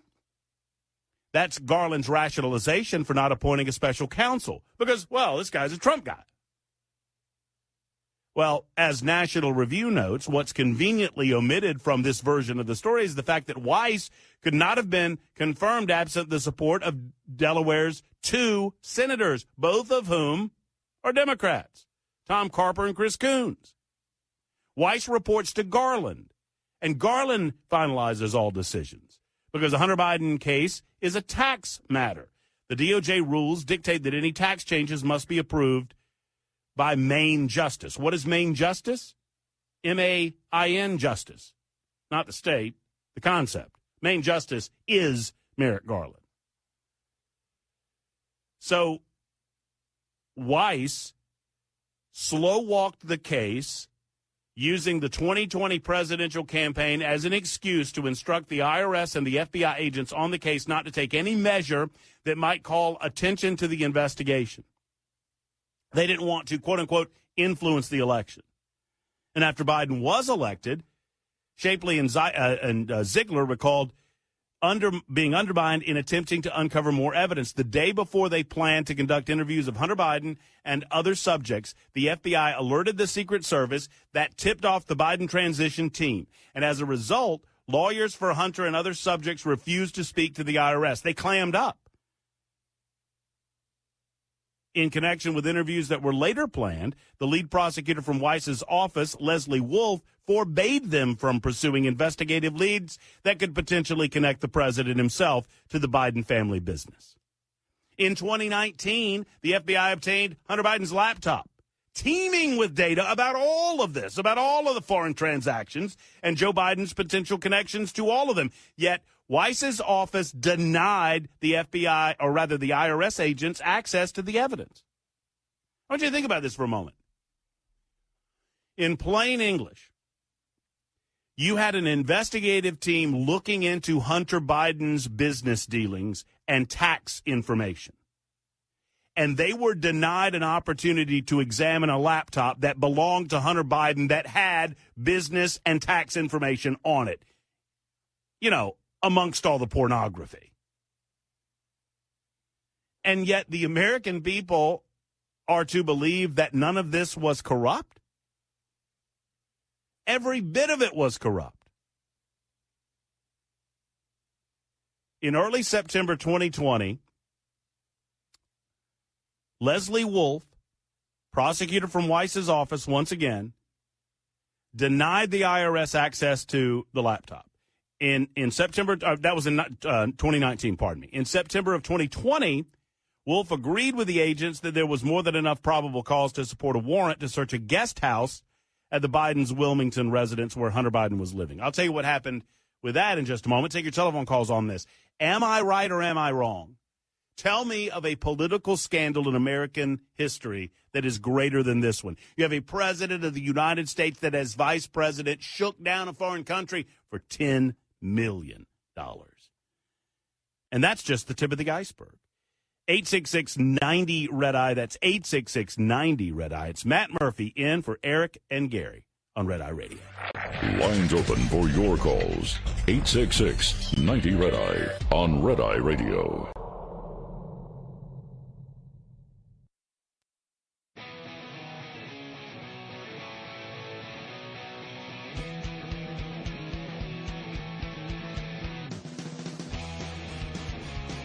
All across America, Red Eye Radio, Matt Murphy in for Gary and Eric. 866-90-RED-EYE. That's 866-90-RED-EYE. Would love to hear from you. Oh, we're going to get into the current Vice President of the United States of America at some point in the proceedings this evening.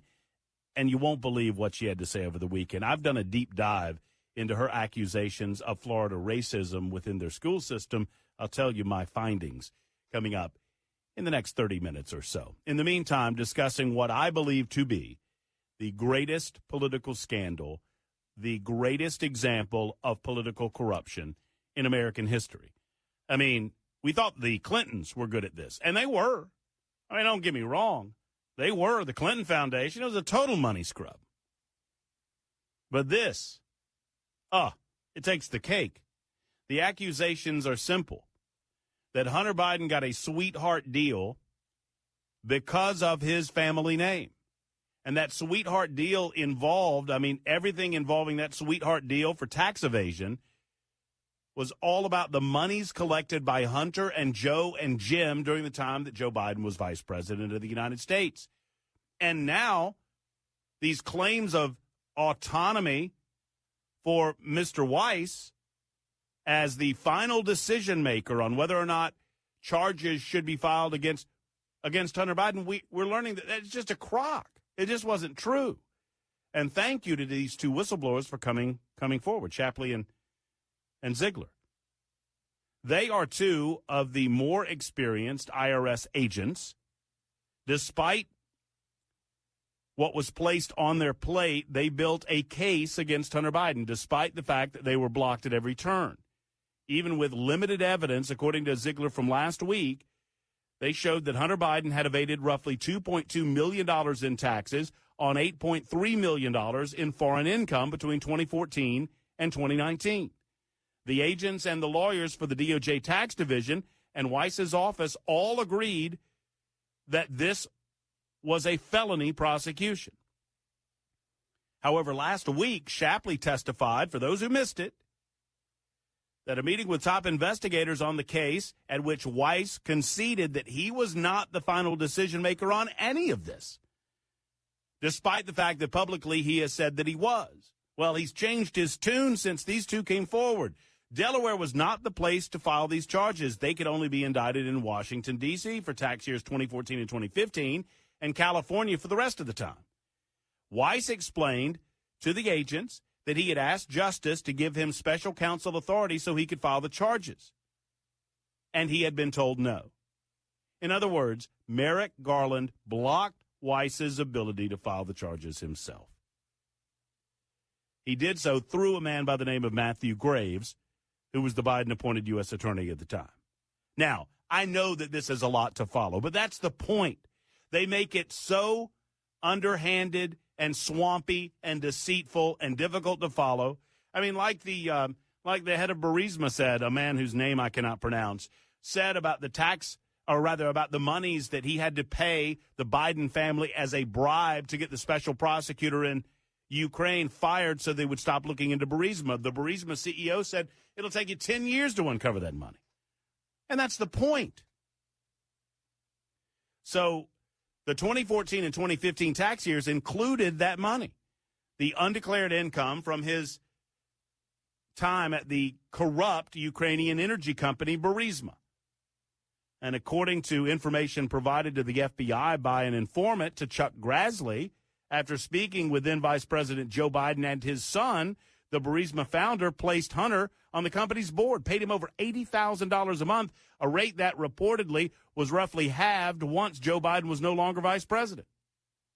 The informant then added that the CEO of Burisma told him he had paid then Vice President Joe Biden and his son a combined $10 million in bribe money to use Biden's influence on Burisma's behalf. This is the famous quote by Joe Biden where, I told him I'll get on a plane. And then you're not getting the money. You're not getting the $1 billion unless you fire this guy. Bragged about it. And wouldn't you know it, SOB fired the guy. He's bragging about, conveniently omitting the fact that he got all of the money. So am I wrong in my estimation that this is the greatest political scandal in American history? I certainly can't think of one greater. We'll get your thoughts on it coming up in just a couple of minutes. I'm on record. I do not believe that Joe Biden will be the 2024 presidential nominee for the Democrat Party for a number of reasons. Obviously, his age and infirmity. But perhaps more importantly, the fact that we are closer than you think to busting this story wide open. Matt Murphy in for Gary and Eric. It is Red Eye Radio.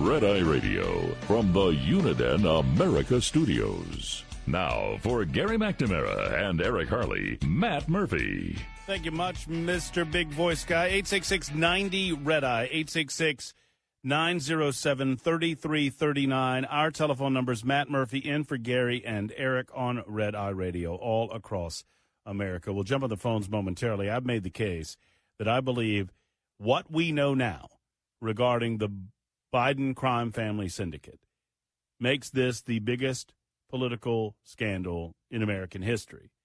A sitting vice president of the United States took bribe money, according to testimony provided. The accusation, and it is an accusation, everybody deserves a day in court, I suppose, but the latest FBI documents released by congressional Republicans indicate that a confidential source alleges a criminal scheme involving then Vice President Joe Biden and a Ukrainian business executive that at least Newt Gingrich believes, as he was on Fox News recently, that even the New York Times and the Washington Post are eventually going to have to start reporting on. I mean, Joe Biden said in 2018, he admitted it. I looked at them. I said, I'm leaving in 6 hours. If the prosecutor's not fired, you're not getting the money. Well, son of a bleep, he got fired. Ah, ha, ha. Everybody laughed. Thought it was great. Thought it was funny. Oh, look at him. Look at him working it. What he did not mention is that as a result of those efforts, reportedly, per this confidential source, Joe Biden got $5 million, and Hunter Biden got $5 million, and Hunter Biden got a cushy $80,000 a month job on the board of Burisma. Once again, we know these things. What are we going to do about these things? And I think that's exactly why Nathan is calling out of Phoenix. Nathan, thank you for calling Red Eye Radio. Hello.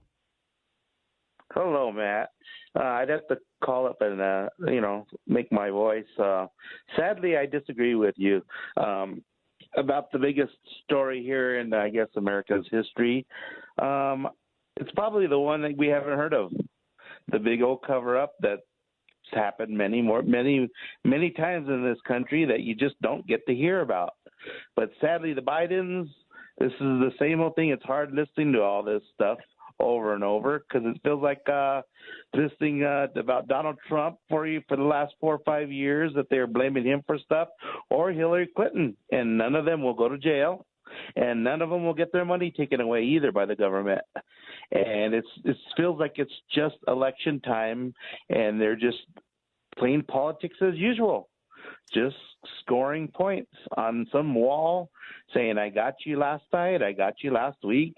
It just goes on and on and on. I feel like I'm a grown up back when I was feeling like when I was a little kid and when I was about 8 years old, and I used to have to supper every Thursday night watching Dallas, the nighttime soap opera.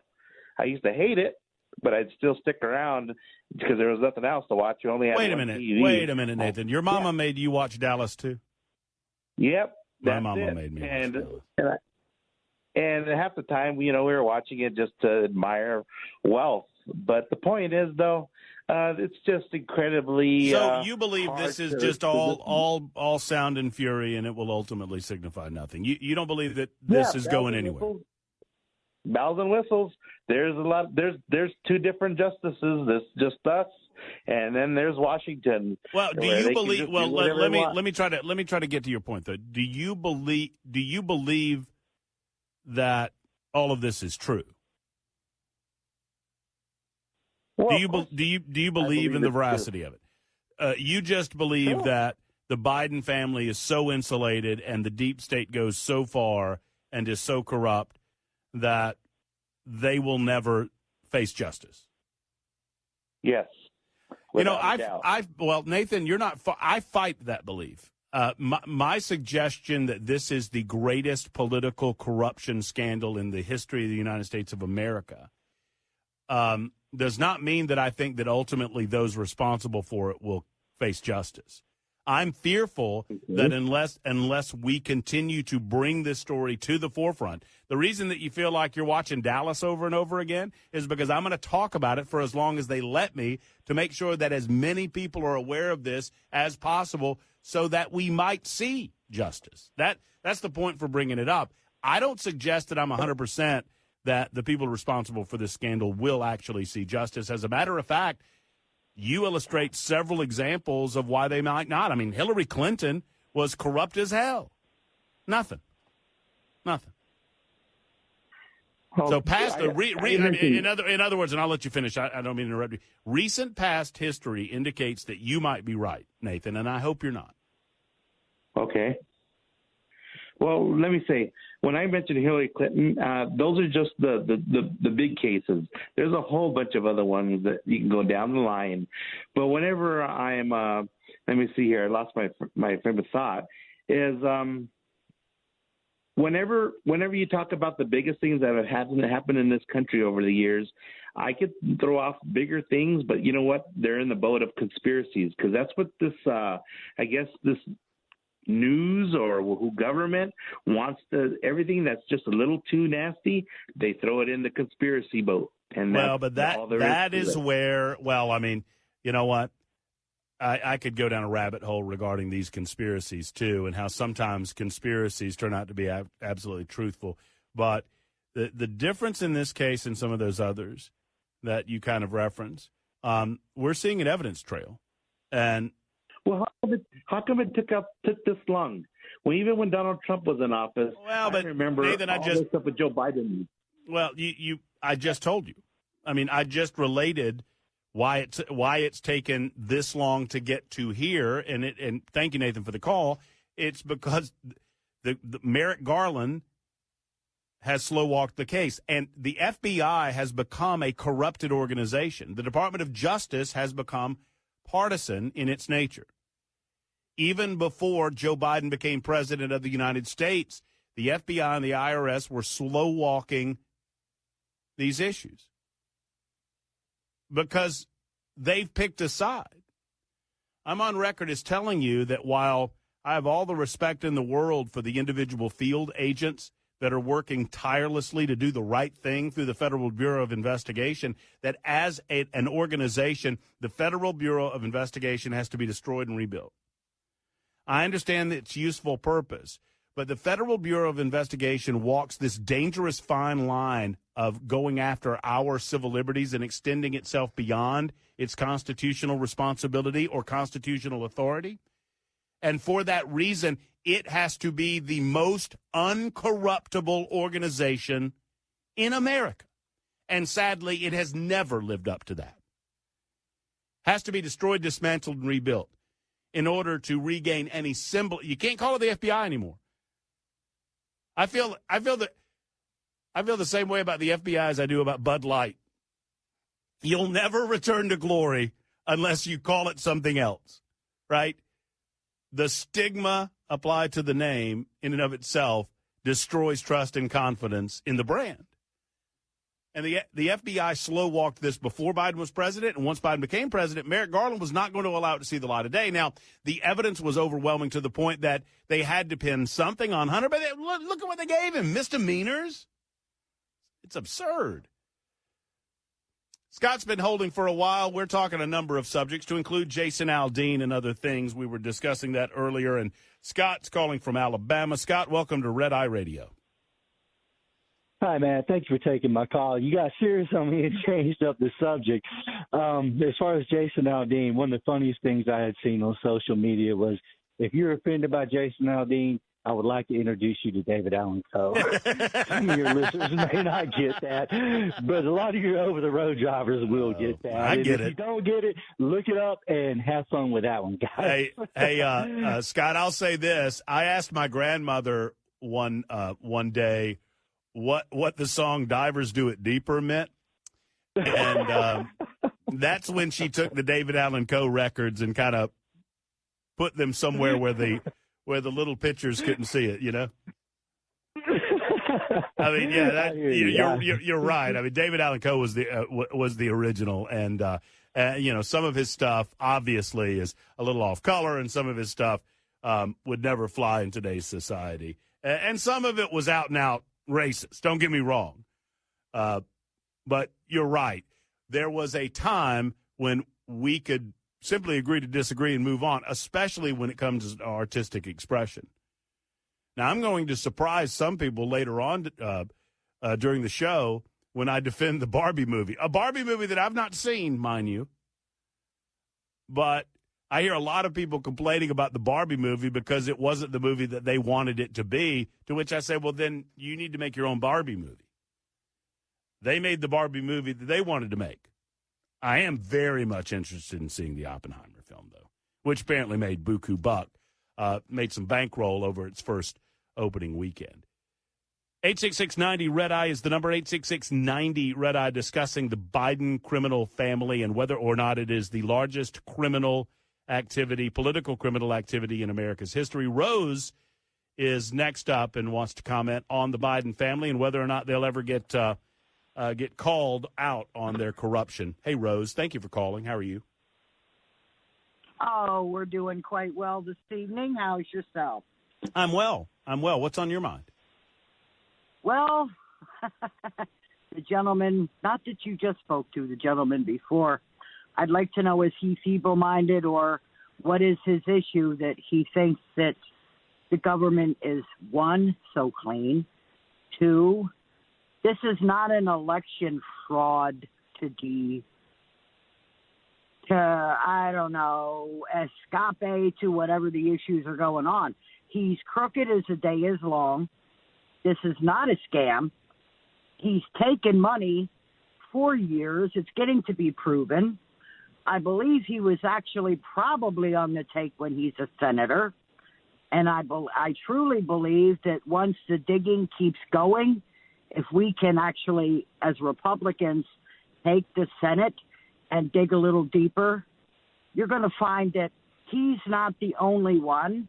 I personally believe Pelosi was in on it. I mean, when Mr. Trump said the swamp goes deep, I think he insulted a swamp. A swamp is an ecosystem that has a purpose. I think this is a crap-filled sewer. Well, and I think the difference between it, and Rosa, it's a fabulous call, and thank you for making it. I appreciate you, and I hope you have a good evening. I've got to scoot, though. I think the difference between Rose's position and the previous callers, you're not that far off. I don't think the previous caller was suggesting there wasn't corruption going on. I think the previous caller believed that. I've heard this take far too many times for it to slip by me. They just don't have faith that the system is set up to go after Democrats. Democrats have created so many loopholes and fail-safes within the system that a lot of people have given up on the idea of equal justice. And the sweetheart deal received by Hunter Biden is just another example of a two-tiered justice system. So I think the previous caller agrees with us, Rose, that the Biden crime family is just that. It is operating independent of the laws of the United States of America for the purpose of enriching the family Biden. You believe, and I have hope as well, I choose to be optimistic that we've not gotten so far gone that the evidence will rule the day. And that even the corrupt mainstream media, which I believe to be the greatest impediment and enemy to the truth in the United States of America today, even the mainstream media will have to eventually latch onto it. Thank you, Rose, for the call. It's 48 minutes after the hour. 866-90-RED-EYE. That's 866-90-RED-EYE. Matt Murphy in for Eric and Gary on Red Eye Radio. Get in touch with Red Eye Radio, toll free at 866-90-RED-EYE.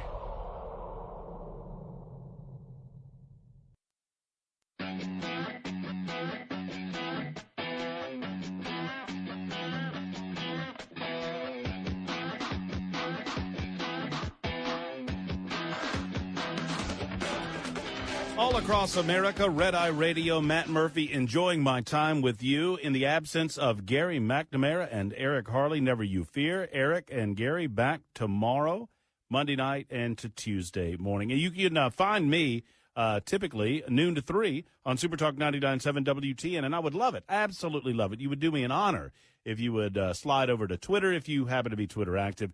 And join me at Matt Murphy Show. You can also find me on Facebook and other social media platforms. Just type in Matt Murphy Nashville. Should get you right there. And you can go to 997WTN.com. Find out more information about yours truly, noon to 3, Monday through Friday on Supertalk 99.7. When we return, Kamala Harris has spoken out forcefully. You know, some Democrats are wondering, where's Kamala and why is she not speaking out on some of these matters? Why is she hiding? Well, I think she's hiding because Kamala Harris is not very, she's not very bright. And I don't say that. I take no enjoyment out of it. It's an observation. The woman loves Venn diagrams, for goodness sake, and she will tell you so. She speaks in word salads that mean nothing. And trust me, I'm a guy that talks word salads for a living. I make a tidy amount of money coming up with pretty good word salads. And Kamala's not very good at it. We'll tell you what her latest is and then get to the truth, because I actually did a little research into Florida educational opportunities with regard to slavery and what is being taught in Florida schools. We'll talk about that next. Get your telephone calls in here on the Joe Biden crime corruption family as well. It is Red Eye Radio all across America. Matt Murphy in for Gary and Eric. Back in a moment.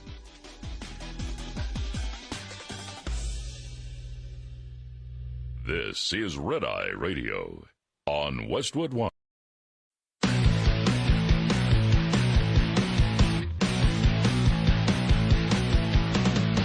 Now, it's Red Eye Radio. Talk about everything from politics to social issues and news of the day. Whether you're up late or you're just starting your day, welcome to the show. From the Uniden America Studios, for Gary McNamara and Eric Harley, Matt Murphy. This is Red Eye Radio. All across America, Red Eye Radio. Matt Murphy in for Gary McNamara and Eric Harley. Thank you for being with us.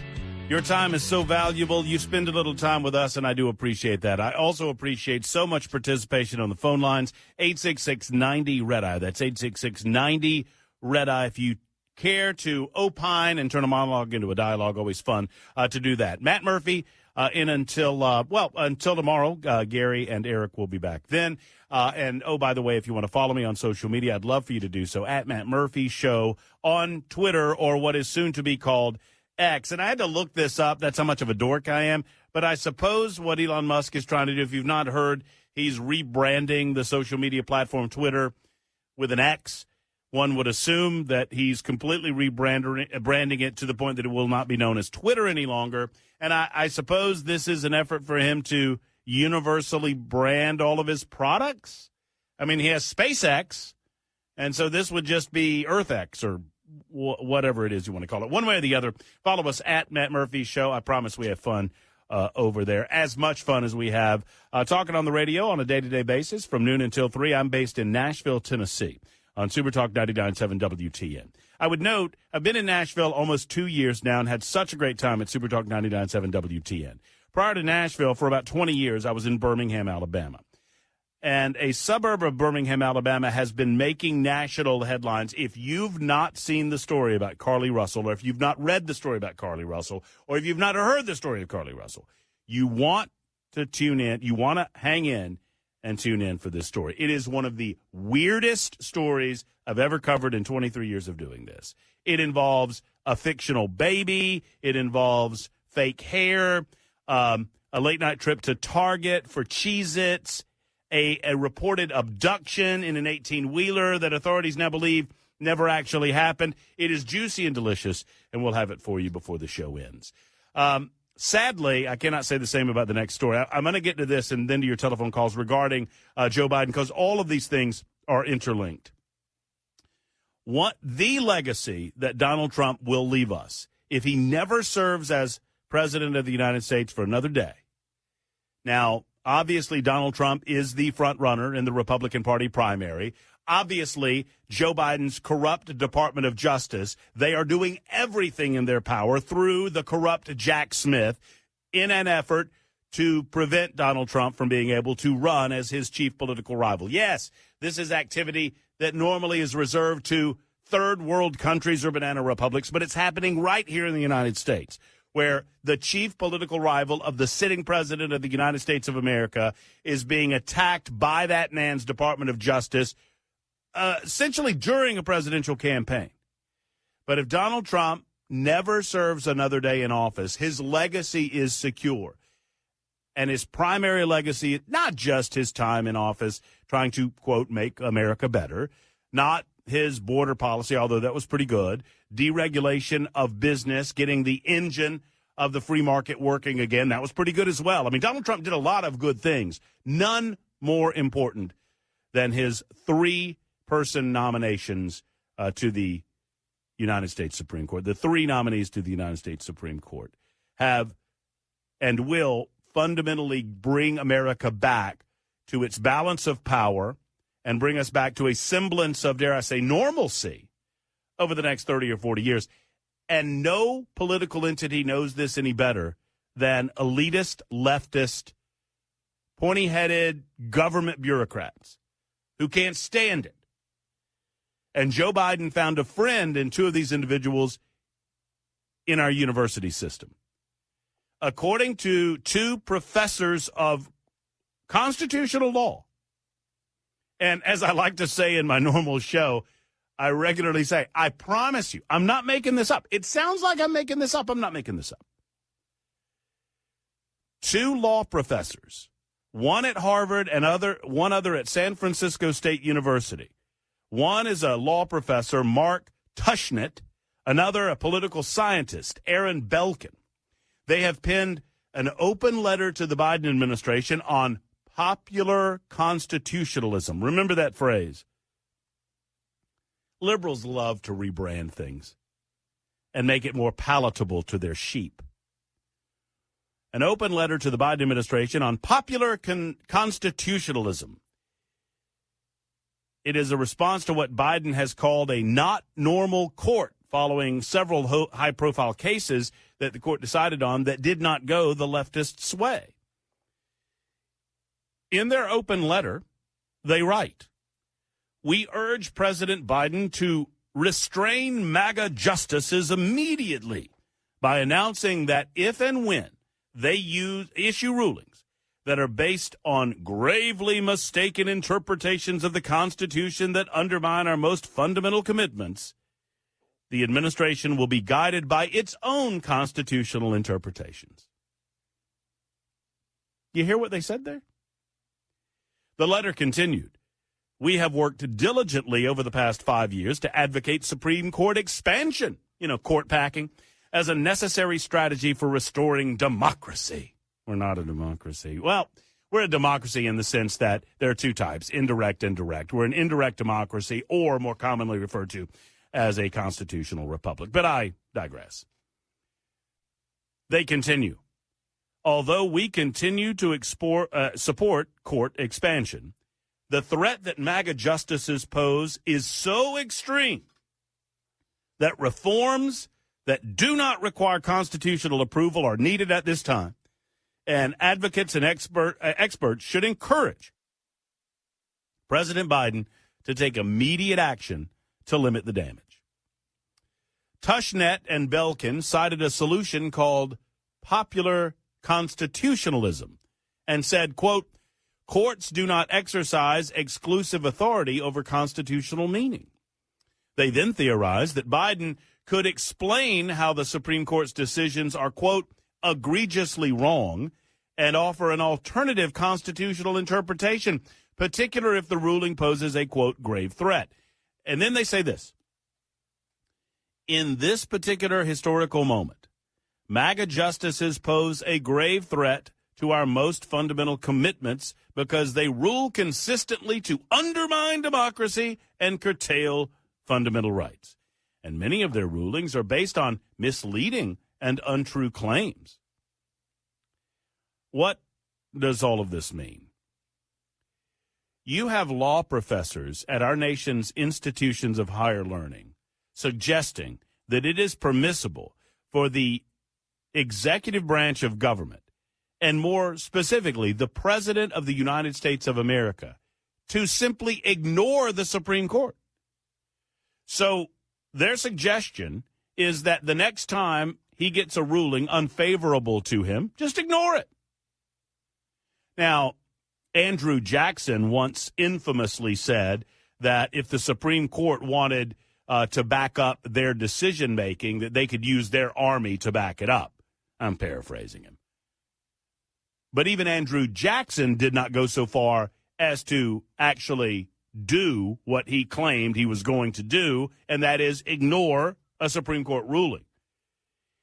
It is obviously unconstitutional for them to do this.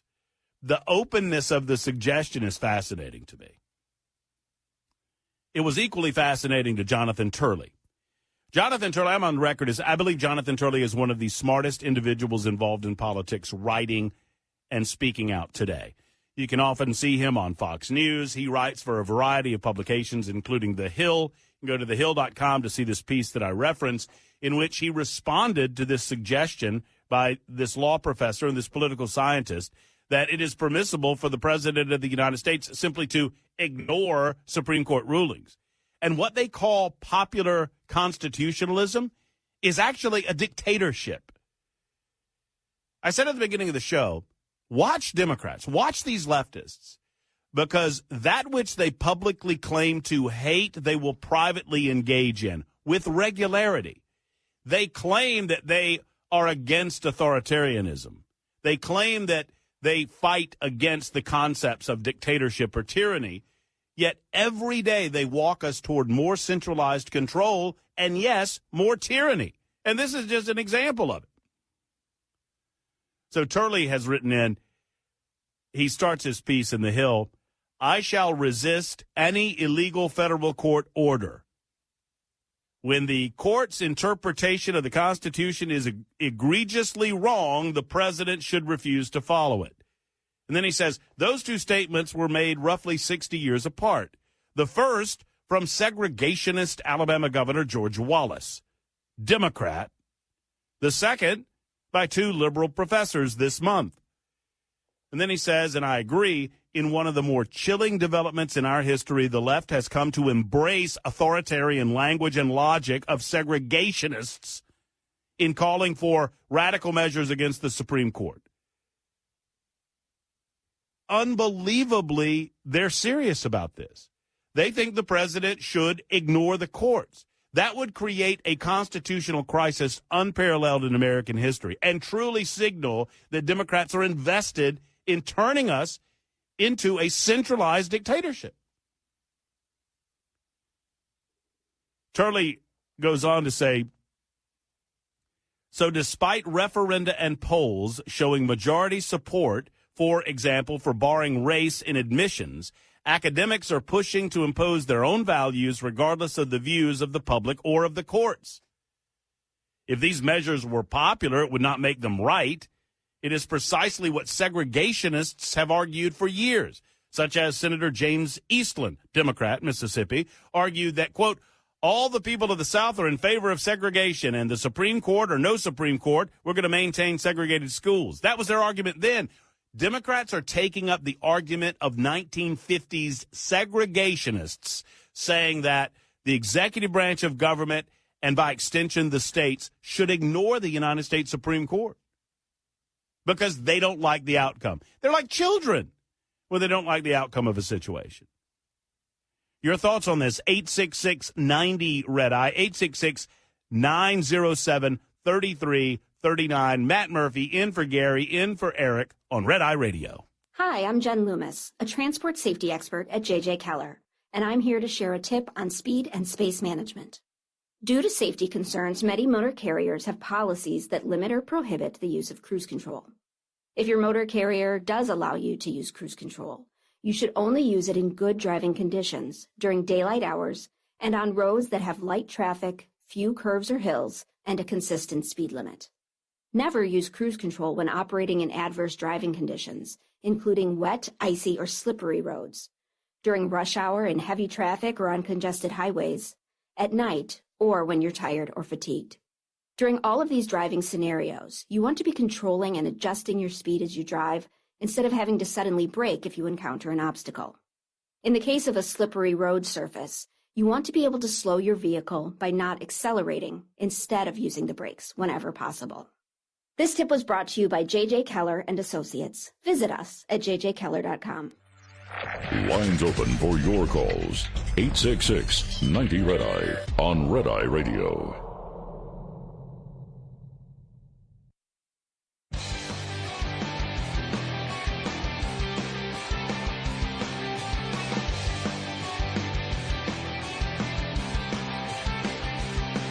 Red Eye Radio, 866-90-RED-EYE is the telephone number. If you care to opine, turn a monologue into a dialogue. My name is Matt Murphy. I'm the monologuist.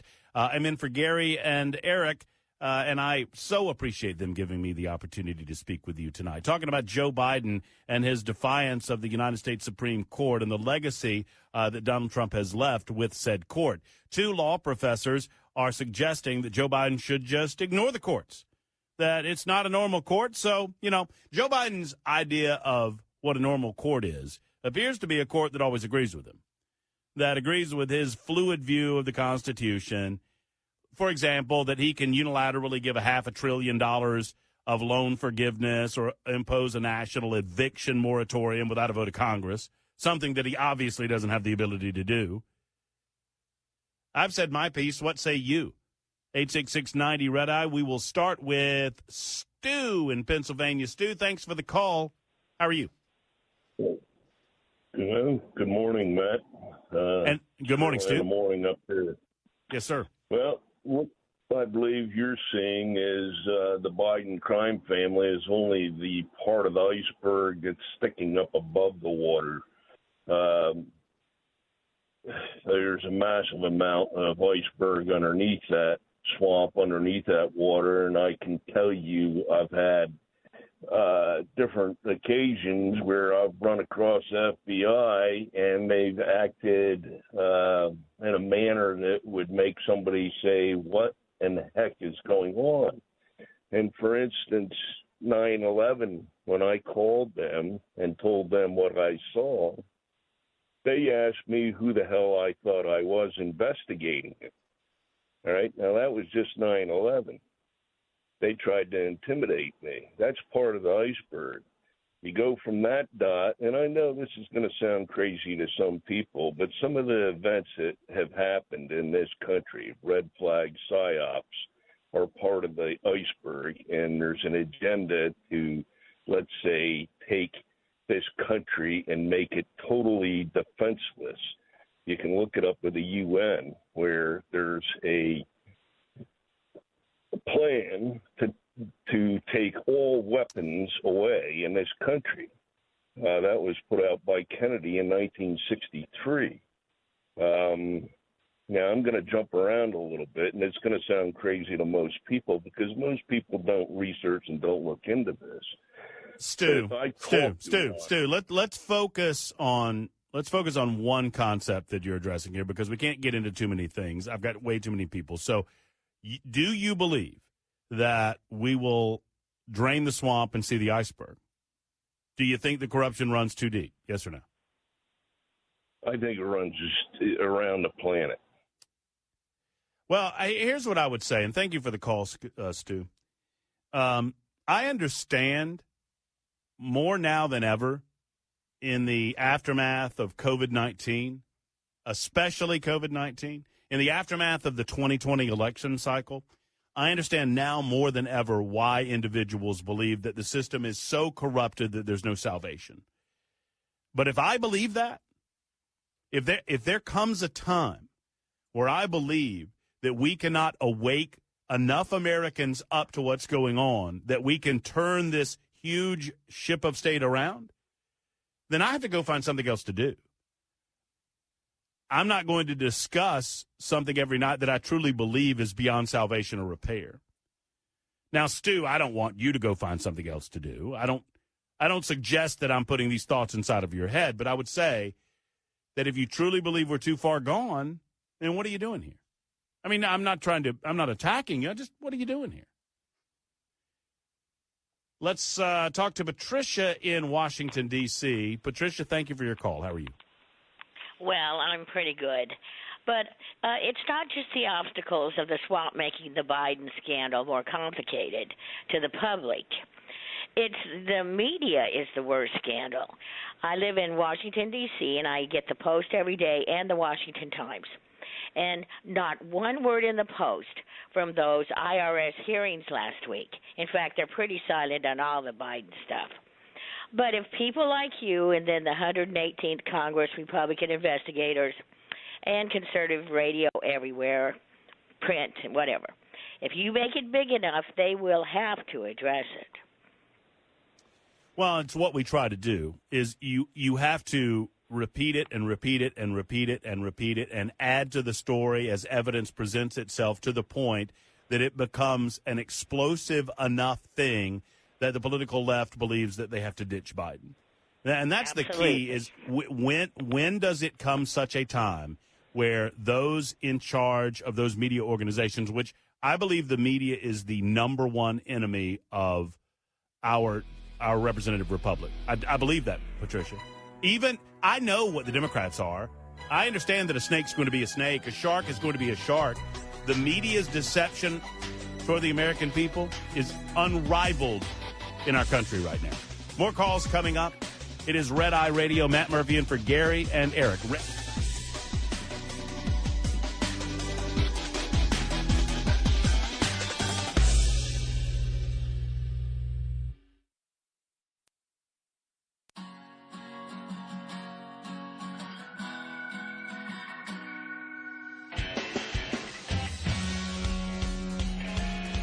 Red Eye Radio from the Uniden America Studios. Now for Gary McNamara and Eric Harley, Matt Murphy.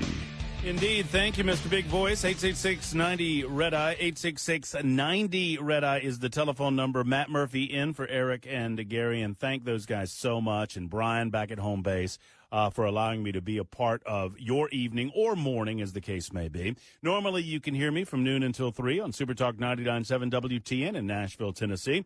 You can check out my show at 997WTN.com. 997WTN.com, or by all means, follow me on social media. Primary place that I'm at on social media is the social media website formerly known as Twitter, which is apparently now known as X. I don't know if that's what we're calling it, but Elon Musk is doing something funky over there. Look, I don't doubt Elon's ability to take chicken you-know-what and make chicken salad out of it. So that's what he's been trying to do with Twitter. Since he bought it for $44 billion. So we'll see what the next steps are. But we'd love to hear from you about the corrupted Biden administration. I believe that the scandal that we're watching play out before our very eyes is the biggest political scandal in the history of the United States of America. I don't say that lightly. I know that there have been plenty of political scandals exposed. And I believe this one to be and not just the Watergate stuff. I mean, I'm talking all of it. I believe this to be bigger than any of that. And we have evidence and a trail of provable events that would indicate that the sitting vice president of the United States sold out this country for money for his family. Money for his family. Now, I'm on record as saying, and I'd love to hear from you guys and see where you are on this, that I do not believe that Joe Biden will be able to either physically, mentally, or politically make it to the Democrat primary nomination in 2024. I mean, we could go any angle you want on this. I mean, from a physical and mental standpoint, the evidence is abundant that Joe Biden is in the midst of at least early onset dementia. And that's sad. It is a sad thing to realize. As much as he blunders, consider this for a moment, okay? As much as Joe Biden blunders, as much as he falls off his cracker. I mean, remember last week in Sloppy Joe's terrible, awful week of terrible, awful things, he lost his mind during a sit-down with the president of Israel, to the point that the president of Israel looked visibly concerned. You know, Joe Biden's sitting there and he's talking, and they've always supported Israel, and she's just so small. And it's like he was falling asleep. Understand, when you see a blunder like that, everyone handling Joe Biden knows when he's going to be in public. All of the people surrounding the president of the United States of America, everything they do on a daily basis is to get him ready for the 5 minutes that we see him in public, or the 10 minutes, or sometimes 15 total minutes of public time. Not necessarily just being in public, walking from the White House to Marine One, or going from here to there and answering a few questions, or making a few public statements. That is the best that he's going to be that day. The best that the president of the United States is going to be the 5 or so minutes. And he can't manage to get through those 5 minutes without a slip up or a bumble. Not only is it embarrassing, it is scary. With that in mind, and with the political scandal hanging over the Biden crime syndicate family, I do not believe for a moment that the left will give him a pass. They will give him grace until such time as they believe they have to throw him over off the boat, and they will. Oh, they'll eat their own if they think that their power, their desire for power, money, and corruption is going to be exposed. It may have already happened, but for Kamala Harris. The Democrats have a major Kamala Harris problem, in as much as she's not much better than Joe Biden, and at least Joe Biden has an excuse given his age and infirmity. Kamala Harris is just not she's not a compelling person, she's not a likable person, and she doesn't seem to be very politically smart. She speaks in word salads. I'll give you a great example of her lack of political acuity in just a moment.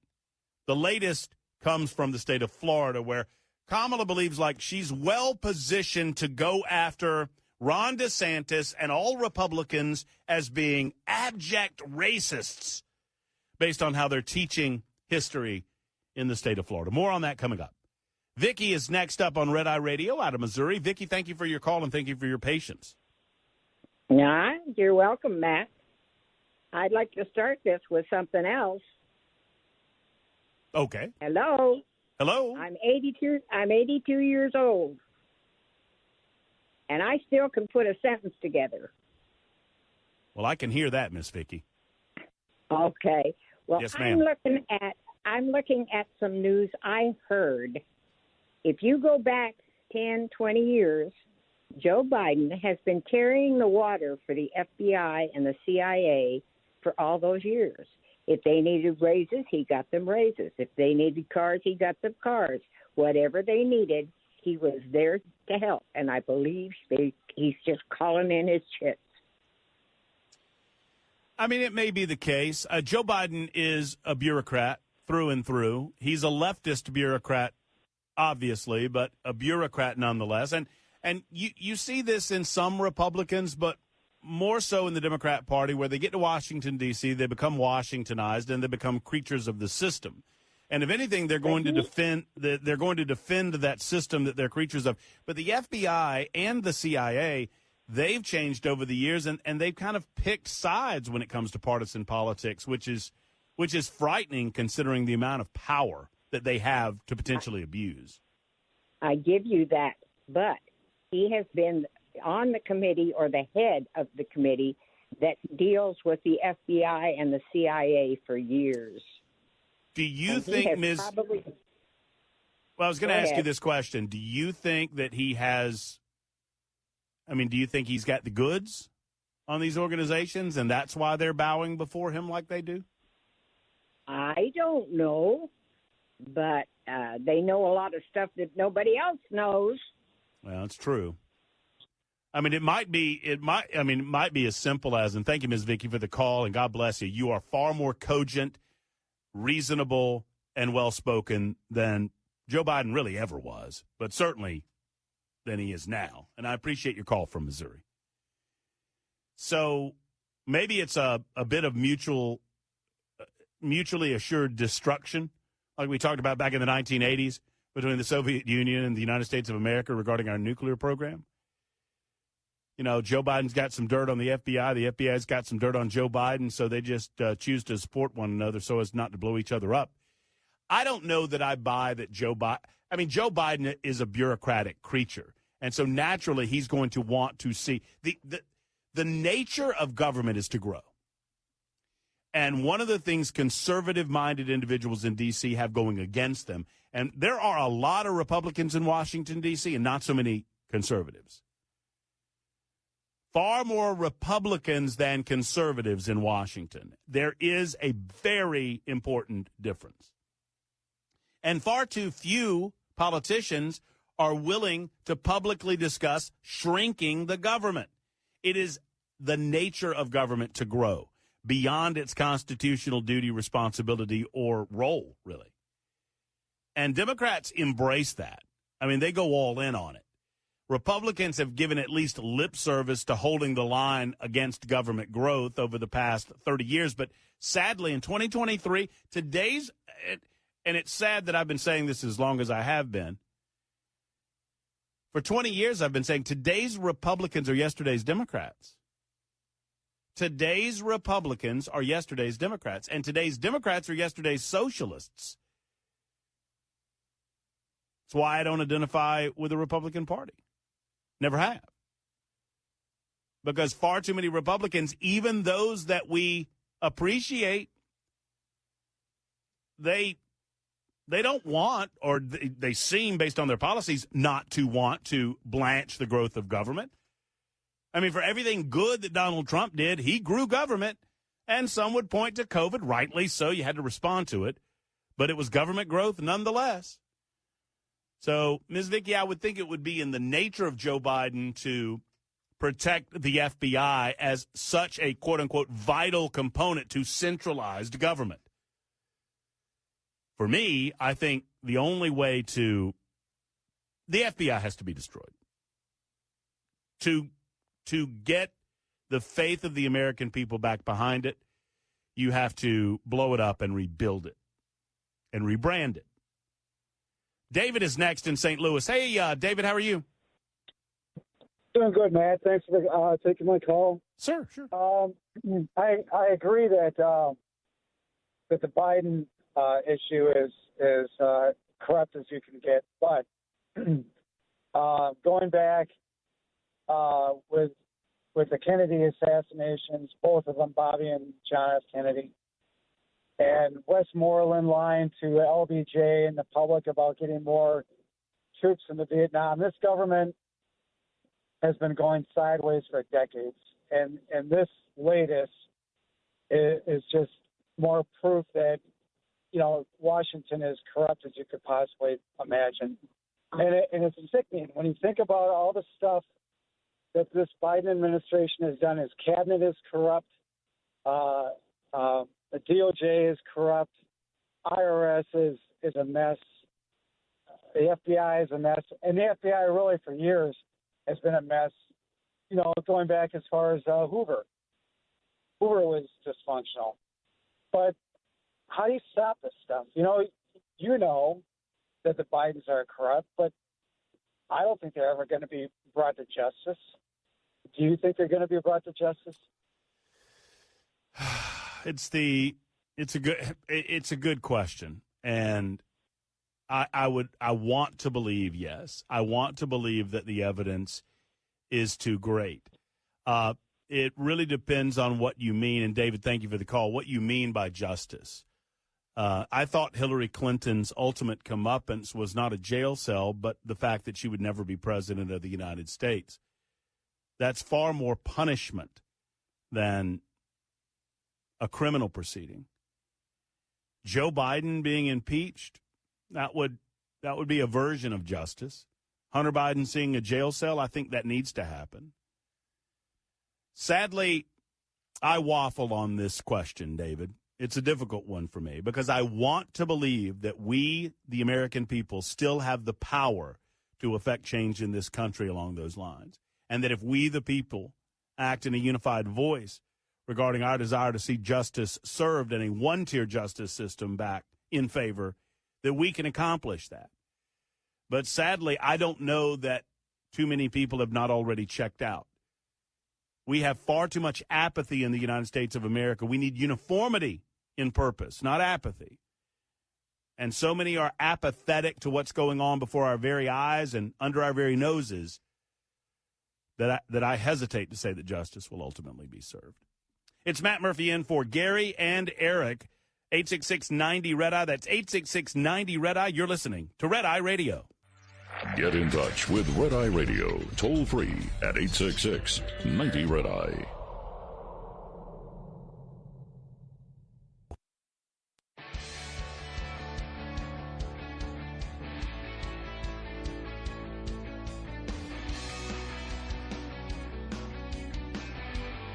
Matt Murphy in for Gary McNamara and Eric Harley. It's Red Eye Radio. I've had a great time this evening. Hope you have, or this morning, I should say. Hope you have as well. 866-90-RED-EYE. If you care to opine, 866-90-RED-EYE. Normally heard on Super Talk 99.7 WTN from noon until 3. Look me up on all the socials.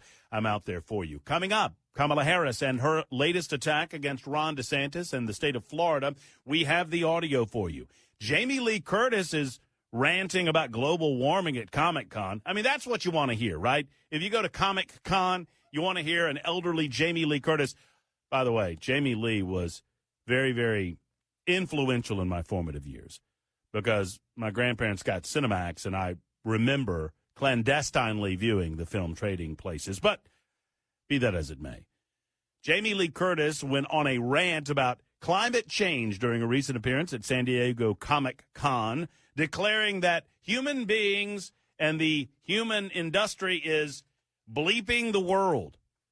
We're bleeping the world, she said. There's a possibility of change, but we're going to have to do it. This was at a panel discussion discussing her book, which is why she was there. She couldn't be there as a representative of the movie industry because all those people are on strike. But Curtis delicately said that we are, I don't care what side you're on, it's happening. We are bleeping the world. There are things that we can do to try to stem the tide. Excuse the pun. Bleep is still happening, and so it absolutely feels on point right now. Well, I mean, that settles it for me. That turns the issue. If Jamie Lee Curtis says it's so, then it has to be true. The oddest story you'll hear today, Carly Russell. That is coming up next hour on the one and only Red Eye Radio, all across America. Matt Murphy in for Gary and Eric. Back in a moment. This is Red Eye Radio on Westwood One.